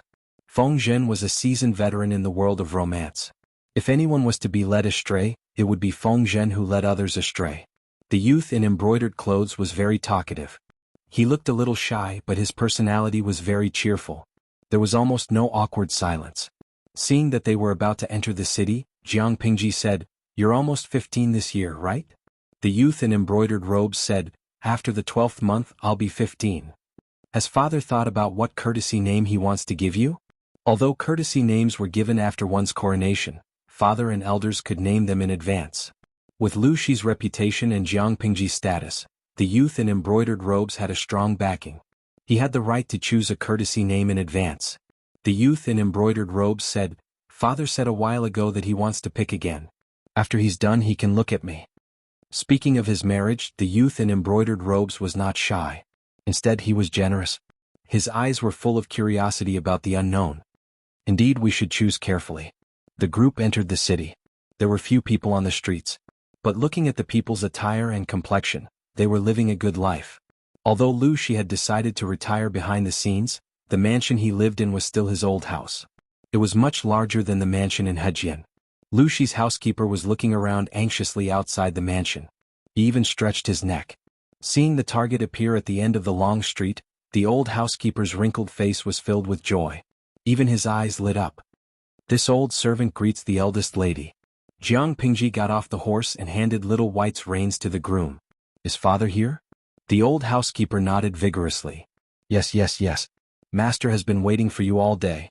Jiang Pingji asked Fu Wang to set up camp outside the city. After the soldiers were settled, she entered the mansion with the old housekeeper leading the way. This daughter greets father. Jiang Pingji greeted Lu Shi. Halfway through her greeting, Lu Shi helped her up. Lanting has lost a lot of weight. You look taller than before. Jiang Pingji was only half a head shorter than Lu Shi and half a head taller than her brother. This height was not considered short among men, not to mention that she was a woman. She really stood out from the crowd. Whether it was Jiang Pingji or Lu Shi, neither of them liked to stir up emotions. The youth in embroidered robes said, "Father, I think she is tired from the long journey. Why don't you ask someone to prepare some hot soup and help her change?" Lu Shi said, "Zhao is right. I was too careless." Then he called for the servant girl. Jiang Pingji closed the streaming room and went to wash up with the servant girl. This room doesn't look like it was cleaned recently. The servant girl said, "It has always been here. Master has prepared it for you since he came here." Jiang Pingji looked down. "Thank you, father." She took a good bath and the servant girl brought in luxurious clothes and turtle shell jewelry. After dressing up, she looked at the woman in the bronze mirror and curled her lips stiffly. It was the first time she dressed up like a woman since her transmigration. She put on makeup and put on the best clothes. She and the youth in embroidered robes looked like sister and brother. It was as if they came from the same womb. Jiang Pingji looked down and picked up a sandalwood brocade fan from the servant girl's plate. "Let's go." Jiang Pingji went to the main hall and found a few unfamiliar faces there. They were all dressed in formal attire. Lu Shi was talking to them. When he saw Jiang Pingji, he quickly got up. He said, "Lanting, come to your father's side." Jiang Pingji walked over, and the middle-aged men all looked at her with scrutinizing eyes. They all had the same question in their eyes. Was this the woman chosen by the magistrate of Liuzhou? Some people snorted disapprovingly, some were deep in thought, and some closed their eyes. They behaved like outsiders. Jiang Pingji did not need Lu Shi to introduce them. She knew that they must be related to the aristocratic families of Chongzhou.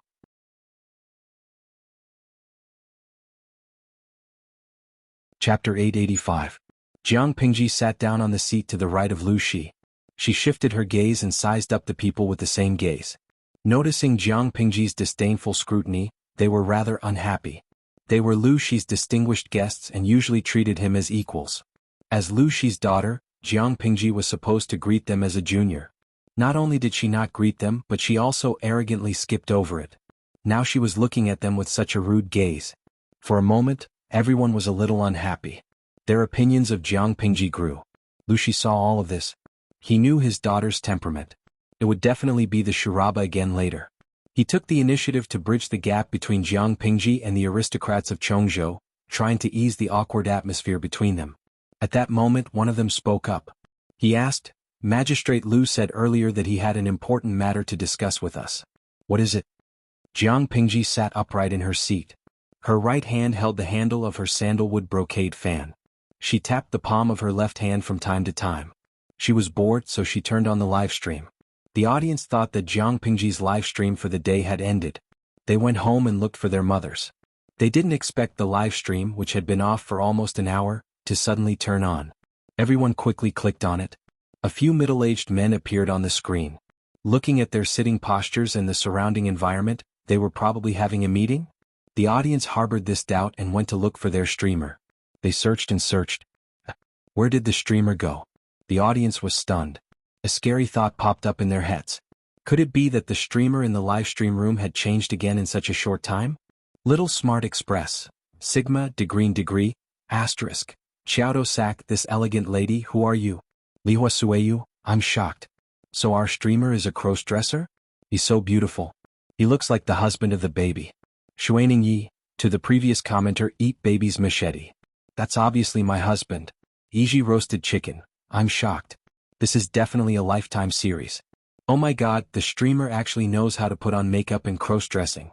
Jiang Pingji rarely put on makeup. She was usually bare-faced. Of course her skin had always been good. Even without makeup, her looks were above average. Now, with the help of the maidservant, her looks had been raised to 10 points. Coupled with her imposing aura, she gave off the illusion that she was a queen inspecting her territory and servants. The audience in the streaming room locked their cameras on Jiang Pingji and took 360-degree screenshots.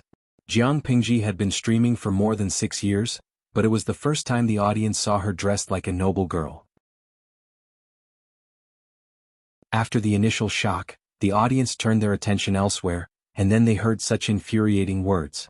One of them said, "The Lu Prefecture overseer is in his prime. In my opinion, it's far from time for him to abdicate his position. It's not that I'm trying to sow discord, it's just that your daughter is of marriageable age. Once they got married, they would be part of the husband's family. Third Langjun is the one who inherits the title of governor of Lu province." Jianbing Guogua, who is this? Who gave him the guts to say that? Could sowing discord be any more despicable? Jinju Milk Tea, I'm afraid he doesn't know how to spell the word death. Gubuli Baozi, streamer, don't be a coward. Give him a slap and let him have a taste of what it means to be a spinning top. He's so thick-skinned. Why doesn't he take a piss and look at himself? Is our little fairy someone you mortals can casually criticize? The audience was fuming with rage. Who didn't crawl out of their mother's womb? Only this person was special. He actually came out of the chrysanthemum? So he was a cut above others? The audience was filled with righteous indignation. They believed that Jiang Pingji wouldn't be at a disadvantage, but allowing such a clown to jump around in front of them would affect the mood of their little fairy streamer. If their little fairy was unhappy, they couldn't be happy either. Do you know what a little fairy is? That's the Tai Sui. Provoking the Tai Sui means you have a death wish. Jiang Pingji maintained an upright sitting posture, but the corner of her lips had a sneer of mockery. Lu Zhao quietly lowered his presence. He ate and drank, showing signs of getting closer to Yang Si. Otherwise, what else could he do? This was a meeting between the big shots. Anyone's arm was thicker than his thigh. For the sake of his life, it was better for him to be a quiet, handsome man. Regardless of whether it was his unfathomable sister, his black-hearted and merciless father, or the big shots from the aristocratic families in Chongzhou, he couldn't afford to offend any of them. Unfortunately, I'm not the mountain. When the mountain comes, it's me. Lu Zhao was implicated even though he was lying down. Hearing someone talk about him, he raised his head in a daze. He recalled what the person had just said and suddenly broke out in a cold sweat. He glanced at the unhappy Lu Shi and the expressionless Jiang Pingji from the corner of his eyes. He hurriedly laughed dryly and tried to salvage the situation. "Uncles, you think too highly of me. Everyone knows of my sister's talent. You're already the lord of a prefecture before you're 20 years old. Now you can even share my father's burdens. How can I be mentioned in the same breath as you? To tell you the truth, I'm neither good at literature nor martial arts. The teacher always scolds me for being a blockhead and not being of great use.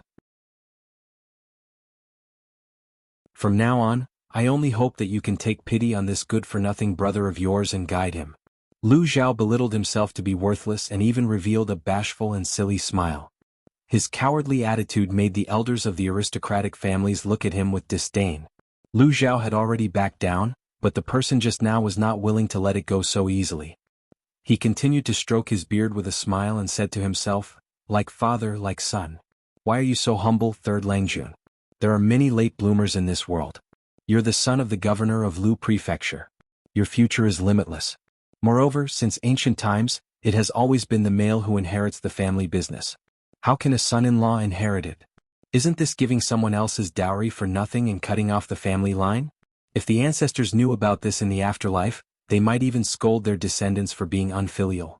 For this reason, Third Langjun should study hard and strive to inherit the family line as soon as possible." The more he listened, the worse Lu Zhao's expression became. Today's main character was his sister, not him. This old thing who couldn't distinguish between the important and the important. Did he want to roast him to death? Lu Zhao was about to speak when he heard a soft sound. It was neither soft nor loud, but it was enough to attract everyone's attention. He saw his sister open the sandalwood brocade fan in her hand, revealing the beautiful mountains and rivers painted on the fan. The person heard the noise and provoked her maliciously. "What? Does the eldest lady of the Lu family think that I'm wrong?" Jiang Pingji looked at him with a cold smile. The person smiled proudly as if he had won a battle. In his opinion, Jiang Pingji couldn't win against him in an argument, so she had nothing to say. Tsk, he thought she would be difficult to deal with. To put it bluntly, she was just a woman who could not withstand a single blow.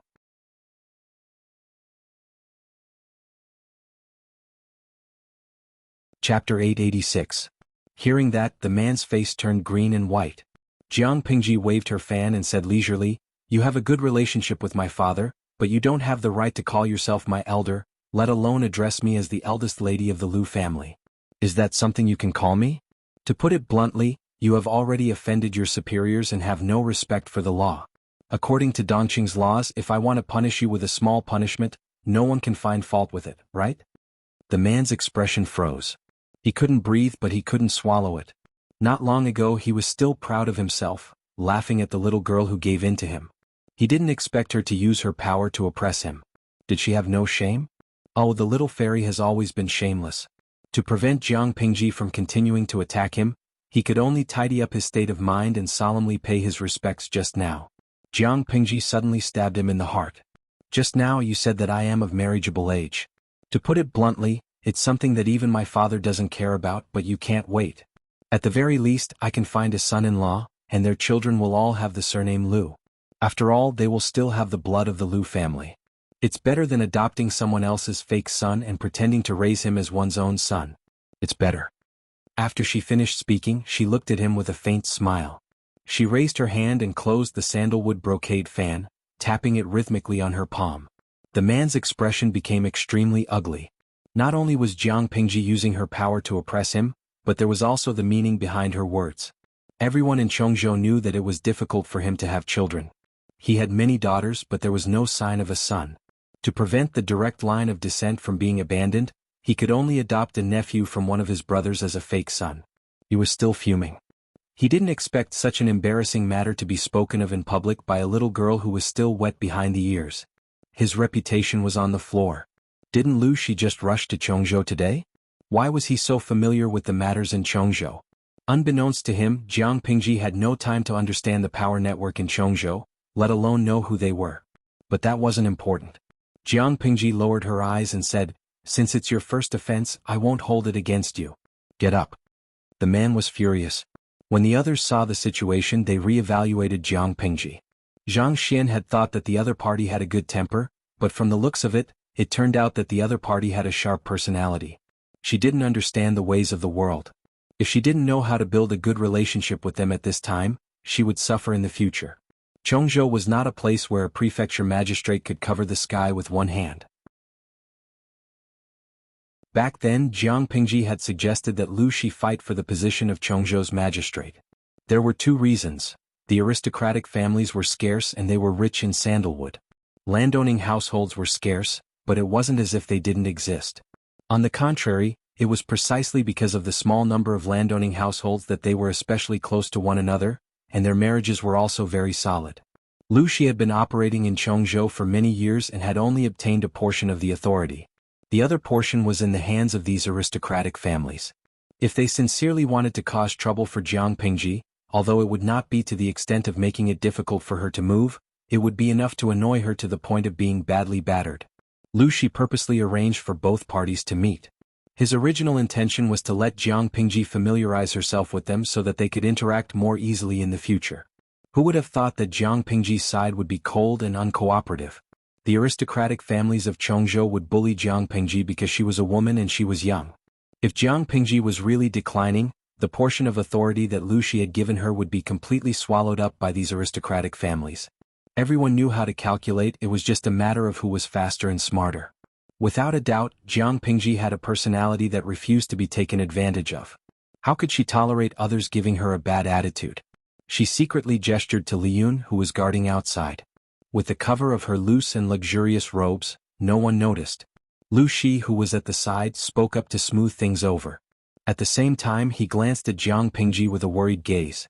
The maids carried the dining table and filed in from outside. Lu Zhao, who was squatting in the corner, saw them and his eyes lit up. At the banquet, Jiang Pingji was not facing one person's provocation. She was facing the combined suppression of all the stubborn forces in Chongzhou. However, she had already mentioned her status as the prefecture magistrate. The others could not use their status as elders to criticize her. Even so, they still had ways to make things difficult for Jiang Pingji. It seemed like they were asking her how she would govern Chongzhou in the future, but in reality, they were hinting to her not to be too stupid. Chongzhou was not her Wanzhou. The atmosphere here was very tough. Even if she was the noble prefecture magistrate, if she was unlucky and accidentally encountered a group of horse bandits who ran out to take advantage of her, she would not be able to call for help even if she called for help. It was a concern on the surface, but it was actually a threat. Lu Zhao, who was a bystander, was watching the immortals fight. He was excited to watch and was even more determined not to get involved.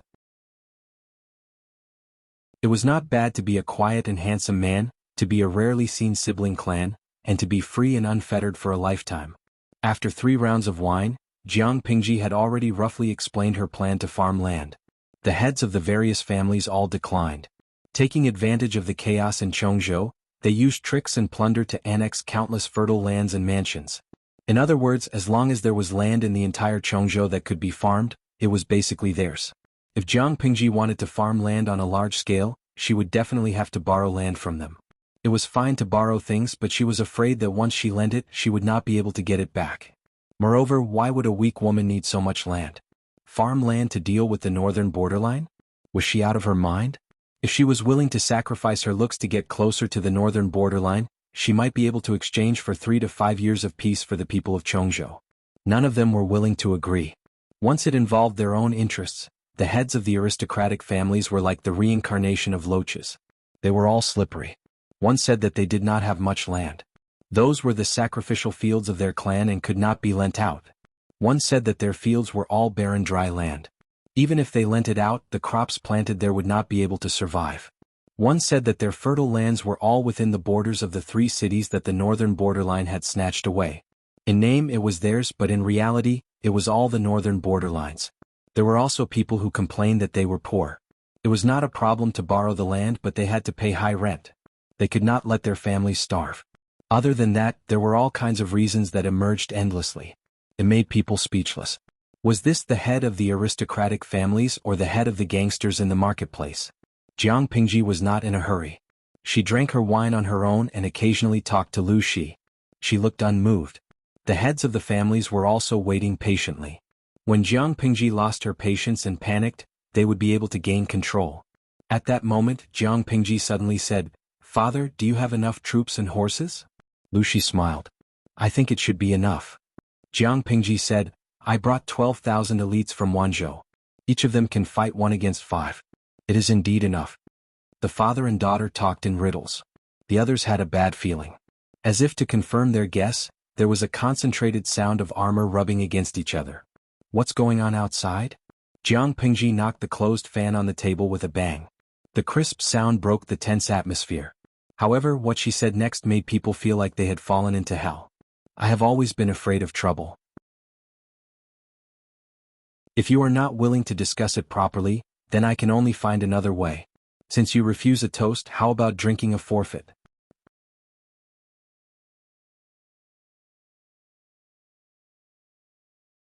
Chapter 887. Everyone was shocked by the turn of events. They did not know that Jiang Pingji was not only a little fairy, but she was also a devil that they could not afford to offend. She flashed her knife at the slightest disagreement. She was completely different from the flirtatious and cheap people they had met before. After all, they were the leaders of the aristocratic families.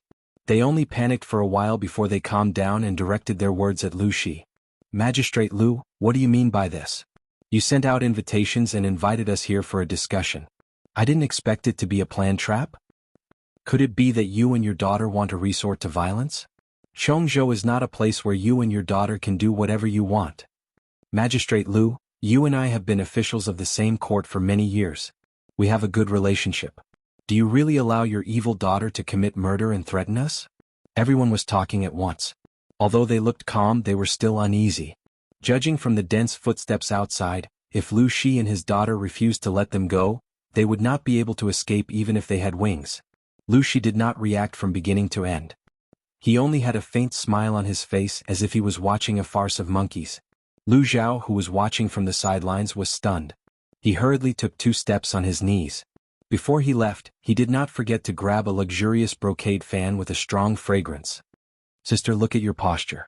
Don't hurt your brother by mistake." Lu Zhao stumbled to Jiang Pingji's side and looked pitiful. He was born shy, but now he deliberately acted obedient. He pulled Jiang Pingji's sleeve with one hand. He looked weak and helpless, but he could not be hated. Jiang Pingji smiled and used the sandalwood brocade fan in her hand to hit his hand. He felt a little pain and let go. His eyes were full of pity. Seeing him like that, Jiang Pingji said, "Stay here. Don't run around. Otherwise, I'm afraid I won't be able to protect you when things get chaotic." Lu Zhao nodded heavily as if he took her words as an imperial edict. After his heart calmed down, he once again leisurely watched from the sidelines. As he expected, his elder sister, who he did not know the limits of, had terrifying combat power. She would make a big deal out of a disagreement. Although it was a little rough, it was still a good way to establish her authority. One could not use elegant methods to deal with gangsters. Jiang Pingji said, "What do you mean by indulging your daughter to commit murder? When did I want your lives?" The faces of the leaders of the aristocratic families changed. They hadn't expected Lu Shi to be determined to retire. If that was not the case, he would have spoken out to explain or mediate the situation, instead of watching from the sidelines and letting Lu Shi control the situation. If they didn't have any ill intentions, why would they send troops to besiege us? One of them sneered and said, "In this old man's opinion, it's clear that they failed to borrow the land, so they resorted to force and tried to seize it by force." Jiang Pingji raised her eyelids and said with a sarcastic smile, "Snatch? Isn't it?" Jiang Pingji said, "In my opinion, this shouldn't be considered robbery. You took it from the hands of the common people by force, forcing them to leave their homes and have nowhere else to go. Now that I have taken the stolen goods from your hands, I am also enforcing justice on behalf of the heavens. How can you say it is robbery?" The audience in the streaming room kept cheering for Jiang Pingji. Many of them called until they ran out of phone bills. Yes, a head-on confrontation. A group of old fellows dared to bully their little fairy. They must be out of their minds. Zujie's Haonan, streamer, confront them head-on. Don't be a coward, we strongly support you. Lanky Yubus, I hate these insatiable vampires the most. According to the streamer's previous analysis, the land in Chongzhou that can support large-scale farming has all fallen into the hands of these vampires. Don't these people have any F***king idea of the trickery? Diwu Luo, what should we do? I feel that this streaming room can't continue. I actually agree with the streamer's opinion. Regardless of the form of robbery, it was robbery. However, Jiang Pingji, the bandit, could describe her robbing behavior in such a dignified manner that her fanboys and girls cheered for her crazily. Many of the audience laughed at themselves and continued to support Jiang Pingji after they finished mocking her. Lu Zhao, who was hiding behind Jiang Pingji, also looked surprised. He had been living in the backyard of the Lu residence since he was a child. He was a nameless and neglected son of a concubine. Fortunately, he was optimistic and steady by nature. The servants did not treat him harshly, so he gradually got used to muddling through his days. However, deep in his bones, he still had the ambition of a normal person and the desire to pursue the strong. Jiang Pingji's domineering attitude, on the contrary, shocked and fascinated him. It was as if something had suddenly poked at his weak spot. Yes, sister said that it wasn't robbery, so it wasn't robbery. Lu Zhao stuck his head out to support Jiang Pingji. A lean and strong hand pressed on his head and pressed him back. Jiang Pingji said, "Just stay at the side and watch the show." Who allowed you to speak? As soon as she finished speaking, two tall and strong men of different styles walked in from outside. Both of them wore awe-inspiring armor. Upon closer inspection, it was Fu Wang and Li Yun. The two of them bowed to Jiang Pingji and said, "Greetings, my lord." Fu Wang continued, "My lord, the arrangements outside have been completed." Jiang Pingji smiled and said, "Did you find the assassin?" Everyone was dumbfounded. There was an assassin? Why didn't they know? An ominous premonition arose in the hearts of the leaders of the aristocratic families. "The assassin is here," Fu Wang said. Jiang Pingji said, "Good." She stood up gracefully and raised her hand to unsheathe the luxurious sword hanging from Lu Zhao's waist. "Who is the assassin?" Fu Wang said, "The assassin tried to assassinate my lord just now, but unexpectedly, my lord has extraordinary skills and escaped the assassination attempt." The assassin saw that the situation was not good and took the people present as hostages in an attempt to escape from the heavy encirclement. "My lord, what should we do now? Although the hostages are important, we can't let the assassin go so easily." Jiang Pingji sneered. Fu Wang said again, But if the assassin has evil intentions." The audience was stunned. Was Fu Wang talking in his sleep? The leaders of the aristocratic families understood, and their faces turned ashen. Lu Shi was determined to make life difficult for them. Where was the assassin? It was just an excuse from her, hinting that if they did not obey, they would become souls under the sword of an imaginary assassin. Lu Shi, how dare you? Jiang Pingji said, why wouldn't I dare? Having said that, Li Yun, who was at the side, quickly captured the man and brought him before Jiang Pingji. The man tried to struggle, but Li Yun's grip was too strong. He could not move an inch. Bah! If you have the guts, then kill me. Otherwise, I'll make sure you regret it in the future. Jiang Pingji said, since you've said so, how can I let you live? As soon as she finished speaking, everyone revealed a startled expression. Did she want to kill him? Before he could restrain his expression, his body was pierced by the luxurious sword that looked like a work of art. She actually killed him.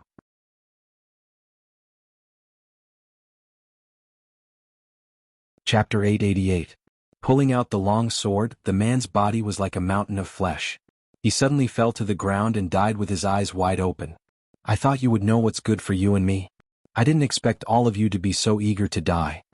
Jiang Pingji moved her wrist slightly and flung the blood off the blade. Lu Zhao muttered behind her. These aristocratic families have deep roots in Chongzhou. Sister, you killed their people. I'm afraid you've created a death grudge. There aren't many decent big powers in Chongzhou. Are they considered aristocratic families? They're at most a few generations of nouveau riches. When there are no tigers in the mountains, the monkeys call themselves kings. His father had been too benevolent and treated them with courtesy, which had instead encouraged their arrogance. To deal with such people, we can only use more immoral methods. Jiang Pingji smiled contemptuously and said, without them I can still support others who are obedient. I only need people who are obedient and sensible. Those who are disobedient and insensible, if they die, then so be it. There's no pity. Lu Zhao was embarrassed and did not speak. That was what he said, but who had the guts to be so ruthless? Jiang Pingji looked at everyone's fearful expression and felt much better. She teased, moreover, Zishir and Wenjing have already brought people to surround their residences. If they dare to act rashly, so what if we exterminate their family? What? They received news that Lu Shi had just arrived in Chongzhou. How could he have the time to make such arrangements? Thinking of this, they turned their gazes to Lu Shi. Lu Shi, who was sitting at the head of the table, was indifferent. They had really wronged Lu Shi. Lu Shi had invited them to a banquet today to help Jiang Pingji connect with the aristocratic families in Chongzhou. However, his daughter had already grown up and had her own ideas. Moreover, Feng Zhen and Qiguan Rang beside her were decisive and ruthless people. Others took one step at a time while they took one step at a time. Chongzhou's vermin forces had probably been targeted by the two during the march. Even if it wasn't today, it would be tomorrow.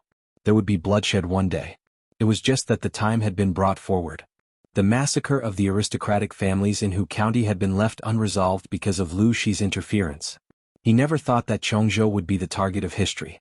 Lu Shi sighed in his heart. Lu Zhao asked Jiang Pingji, sister, what should we do with the others? Was he going to kill them as well? Since he had already killed one person, it was enough to make an example out of them. They would obediently lend the land needed for farming. From Lu Zhao's point of view, he didn't agree with killing the remaining people. It was not that he did not dare to kill them, but these people were related to the stability of Chongzhou. If he killed them all at once, it would easily cause trouble. Jiang Pingji rolled her eyes and glanced at him from above. Kill him. Initially, he wanted to familiarize himself with the powers in Chongzhou before making his move. Now that he had made his move, it was a good opportunity to catch them off guard. Li Yun and Fu Wang cupped their fists and accepted the order. Seeing the situation, those people knew that their lives were in danger. One by one, they drew their swords and prepared to fight to the death. Unfortunately, they had been pampered for a long time, and the martial arts they had learned in the past were rusty. Their swords were more for decoration than for practical use. Fu Wang and Li Yun were both valiant generals who were adept in battle. Killing these fat and weak people could not be any easier. Blood flowed like a river inside the house, and the shouts of killing outside had already subsided. These people did not attend the banquet alone. They brought dozens of guards with them, but they had all been executed. Looking at the corpses lying on the floor in the house, Fu Wang carefully examined each person to ensure that they were dead before replying to Jiang Pingji. They've all been executed. Jiang Pingji said, I got it. Get someone to come over and bury their corpses. Lu Shi was used to it. Lu Zhao had yet to recover from the shock. The audience in the streaming room had a diverse range of opinions. Some of the audience in the red bullet screen mocked that it was too bloody, some were worried that Jiang Pingji would be condemned by the public if she killed too many people at once, some thought that Jiang Pingji was a pervert who killed people without saying a word, and some were so disgusted that they went to empty their stomachs. As for the audience in the blue bullet screen, their reaction was exceptionally unanimous. Gande Ganges Hui, is this an act? Sanqian by Heifangking Si, this is a streaming from another dimension. How is this acting? The streamer really killed people. The audience in the red bullet screen had long been accustomed to Jiang Pingji's decisive character. They were not surprised no matter what she did. The audience in the blue bullet screen was different. They had more or less seen or heard about the content of the former streamer. The content was either a variety of eye-catching scenes or battles in the harem. Most of them were battles that did not involve blood. Even when the scene of refugees rushing to Wanzhou was broadcasted later, the audience only saw pitiful refugees, cruel human nature, and a desolate environment. When had they ever seen murder? As for the few times when Jiang Pingji brutally killed the time traveler, the streaming room was forcibly shut down a second before the time traveler died. In other words, they rarely saw bloody scenes. What about now? Several living lives disappeared in front of their eyes. The corpses were decapitated and their limbs were mutilated. Why did the streamer kill them? Was it just because they mocked Jiang Pingji just now? Thinking of this, the sense of justice in many people's hearts exploded. They all sent bullet screen comments to condemn and even humiliate her. Gande Ganges Hui, B*T. I'm calling you a B*T. You're even more disgusting than the streamer who sold her body. 82 Leifei, I agree. Although the previous streamer was not serious, she only sold herself and did not harm anyone. The streamer is great. She kills people without saying a word. Does she really think she's Long Out Yin? But F***ck her. She's a B***th with improper values. This kind of bullet screen was still considered civilized. The other bullet screens were not clean from beginning to end. Among the group of red bullet screens, the blue bullet screen was particularly conspicuous. Now they directly provoked the audience in the red bullet screen. A few tycoons made a move and directly offered a reward to these people and kicked them out of the streaming room. They started to criticize without understanding the whole story. Why didn't the Virgin Mary ascend to heaven? The audience comforted Jiang Pingji, but she did not care at all. Lu Zhao, who was at the side, said anxiously, "Sister, my sword?" It was a sword that he had spent all of his private money to make. From the hilt to the scabbard, it was inlaid with gold and silver and jewels. Jiang Pingji said, "Lend it to me again." Lu Zhao obediently responded with an, "Oh." In the next moment he saw Jiang Pingji turn the long sword over and cut his shoulder, arm and thigh. Blood splattered on his face. "Sister." Jiang Pingji threw the long sword back to Lu Zhao as if there was no one else around. It was as if the person bleeding from the 3 cuts was not her. Lu Zhao's fingers trembled as he held the hilt of the sword. Previously he felt that the sword was extremely luxurious and liked it no matter how he looked at it. Now however he felt that it was a hot knife in his hand. Lu Shi, who was sitting at the head of the table, said, "Why did you hurt yourself?" Jiang Pingji looked down. "After killing someone, I have to give an explanation to the outside world. These people have been plotting for a long time. They secretly allied with the 3 tribes of the northern borderline. Under the instructions of the northern borderline, they invaded the people's fields. Now they want to assassinate us, father and daughter. After they failed, they were killed by me. Considering that they have contributed a lot to the people of Chongzhou, they are pardoned and their bodies can be returned home." Lu Shi laughed. "If that's the case, we can't let Lanting bear the burden alone." After saying that, Lu Shi stabbed himself as well.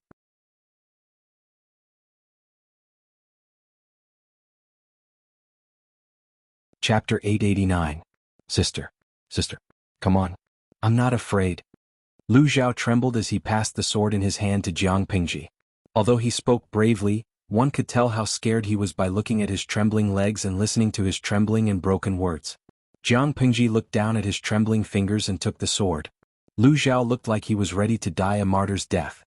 He was just short of carving 2 words on his face. "Come on." Jiang Pingji lifted the sword. The tip of the sword wandered from Lu Zhao's sleeve to his heart. It paused for a moment, then it moved to his neck and slid down his cheek.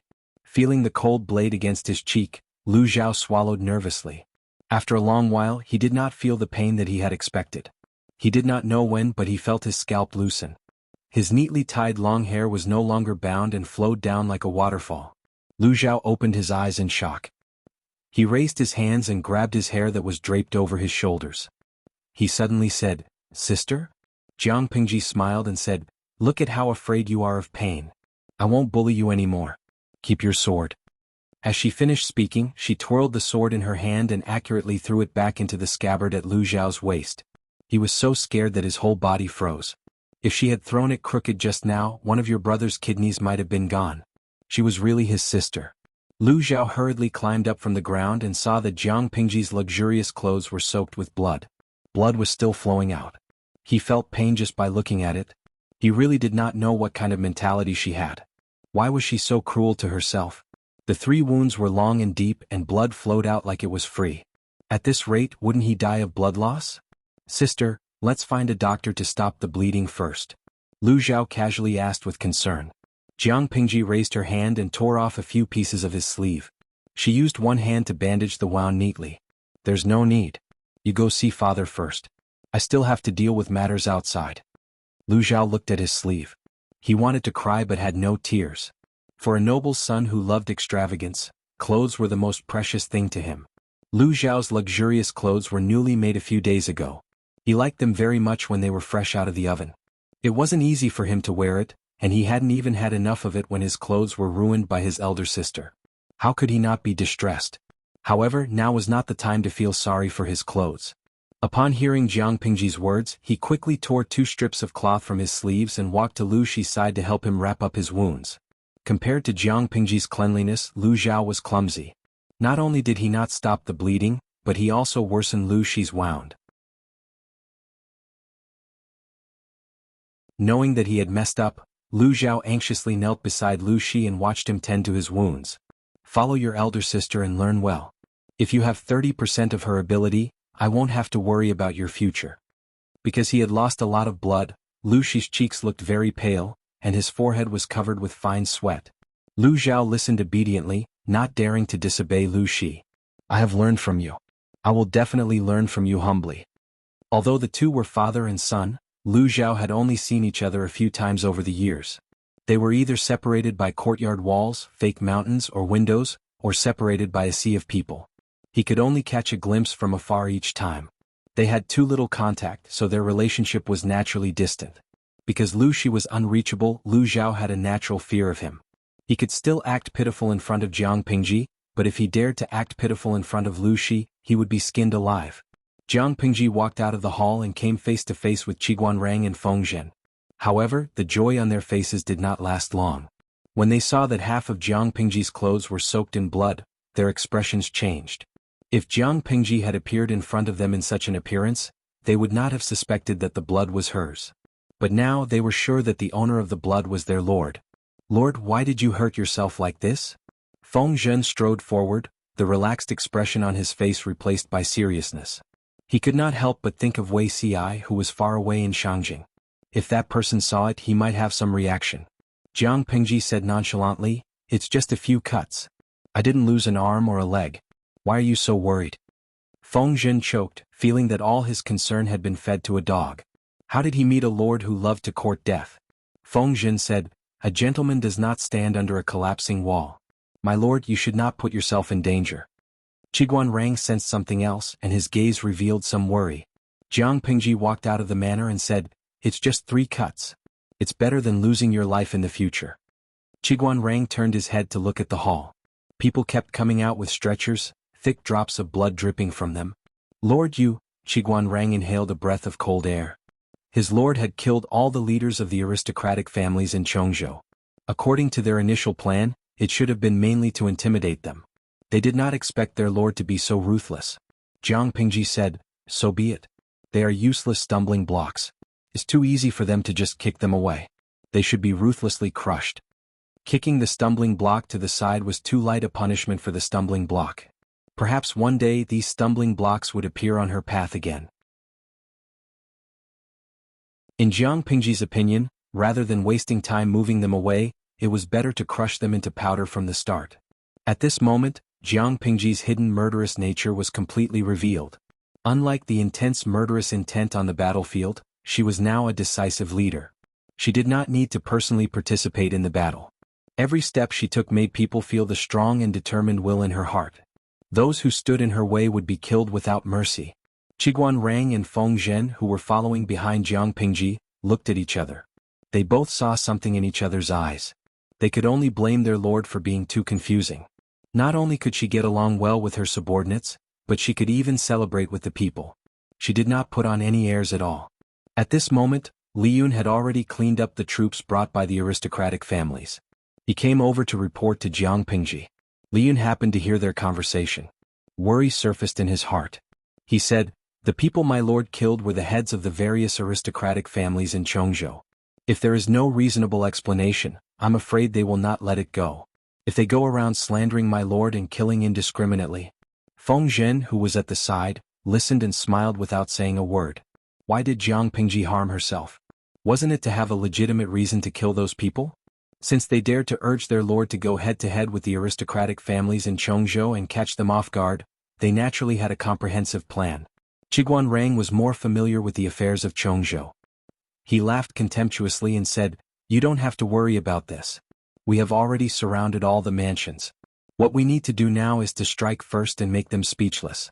As long as we can prove that they are colluding with the nobles of the northern borderline, not to mention killing one or two people, even if we kill their entire clan, the scholars in the world will not dare to criticize my lord."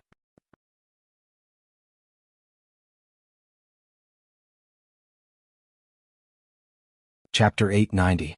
A few years ago, the various aristocratic families in Chongzhou took advantage of the pressure of the northern borderline army to spread rumors and slander.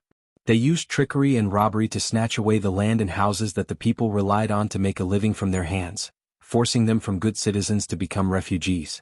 How many lives were lost? This kind of method was not a big deal for landowning households. After all, land was wealth and no one would complain about having more money.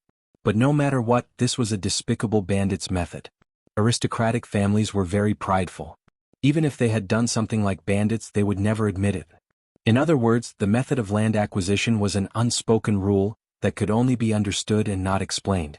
Because of this, Jiang Pingji could make a countercharge and make the aristocratic families of Chongzhou speechless. She said that the aristocratic families of Chongzhou and the royal court of the northern borderline were flirting with each other, and even under the instructions of the three tribes of the northern borderline, they wantonly seized the land of the people of Chongzhou in preparation for the army of the northern borderline to enter Chongzhou. Logically speaking, there was nothing wrong with these words. She only needed to use this reason to fabricate a few forged letters to the enemy. In addition to the wounds on Lu Shi and Jiang Pingji, it would be enough to make the aristocratic families in Chongzhou suffer in silence. After all, more than 90% of Chongzhou's farmland had indeed been divided up by them. It was irrefutable evidence and he couldn't deny it even if he wanted to. Of course, this was only a battle at the level of public opinion. The decisive factor was still the army. If these aristocratic families dared to truly rebel against her, she would dare to massacre them all. She wanted to see whether the lives of one or two people in their fields were more important, or the lives of their entire clan. Jiang Pingji walked out of the mansion. She looked up at the dark sky, and the corners of her mouth curled into a silent mocking smile. At this moment, Chongzhou had truly changed. Within the borders of Chongzhou, the wind was howling and the cranes were panicking. Shangjing, which was half a month's journey away, was calm and peaceful. "Zixiao, why are you still awake at this hour?" Zhang Ping came out wearing a thick coat. He could vaguely see a tall figure standing in the garden. At first he was shocked. With the help of the faint moonlight, he took a closer look. Only then did he realize that it was not Ghost Shadow but Wei Ci. Wei Ci heard someone calling his name. He turned around to take a look and said in a hoarse voice, "Shiheng." Judging from his voice, Wei Ci must have gotten up halfway and ran to the courtyard to look at the astrology. "It took you 2 years to get better. Why don't you cherish it?" Zhang Ping felt like an old maid nagging, "Aren't you afraid of catching a cold wearing such thin clothes? Look at your pale face, you can scare people to death in the middle of the night." If Wei Ci were to fall ill, the heavy responsibility would fall on his and Xiao Guang's shoulders. It would be exhausting. Wei Ci thanked Zhang Ping for his kindness. He took a deep breath and the cold air poured into his lungs, causing him to shiver from the cold. "Put it on, don't fall sick again." Zhang Ping took the initiative to give up his cloak. "I've seen you standing in the yard for a while. What are you looking at?" The light of the Emperor star in the north is getting more and more dazzling, and there's a faint blood-red glow. Wei Xi was halfway through his sentence and refused to continue, causing Zhang Ping to roll his eyes. He hated people who didn't finish their sentences. Is this an auspicious or ominous sign? Zhang Ping asked. He did not understand astrology, but as Master Yuan Jing's disciple, Wei Xi had more or less learned the true teachings and had some skills. Auspicious, there's a small ominous in the auspicious, but it doesn't matter. Wei Xi smiled and coughed twice. Under the moonlight, his eyes were like thick ink with a different kind of purity. Zhang Ping said, "In that case, my lord's situation in Chongzhou is not bad?" Wei Xi said, "Just from the astrology it should be good, but I'm still a little worried." Zhang Ping laughed and teased, "What are you worried about? My lord is protected by both civil and military people. Whether it's Wenjing, Zhishi, Fu Jingtu or Han Mei, they are all outstanding people. Not many people can go around them and hurt my lord, right? Zhixiao, you're being too worried." Rather than worrying about this, it was better to go back to the house and rest early. There was still a lot of work tomorrow. "No, you don't understand." Wei Xi suddenly remembered Monk Liaochen's words. Many years had passed. Wei Xi would record the astrology whenever he was free. Just as Monk Liaochen had said, the change in the emperor's aura was indeed strange. According to my lord's actions all these years, the increase in the emperor's aura should be showing an upward trend. However, when Wei Xi sorted out the data he had recorded, he was surprised to find that the growth trend had become a strange slanted upward wave pattern. In other words, the emperor's aura had indeed been stolen by someone, and the frequency of the theft was rather stable. Until now, the demon who stole the emperor's aura had not been caught. He was really worried. How could mortals fight against unnatural creatures? Even someone as tyrannical as his lord could not do it. Thinking of this, Wei Xi felt that he should find some time to visit some capable people and see if they had any news. The night wind was chilly. He stayed in the courtyard for a while before turning back to the house and falling asleep under the influence of drowsiness. After sleeping for about 2 hours, he suddenly got up from the bed. His expression was somewhat terrified, but the tips of his ears were slowly becoming bloodshot. Why did he suddenly dream of the Lord? Recalling the scene in his dream, Wei Xi was worried and angry. He was worried because he dreamed that his lord was dressed in a noble lady's dress. Bright red blood dyed half her body, and her wounds were still bleeding. His heart wrenched at the sight of it. However, he could not speak in the dream. He could only look at her with the cold expression that he had been familiar with for half his life. He was angry and embarrassed. Why did she seem to be able to see him in the dream?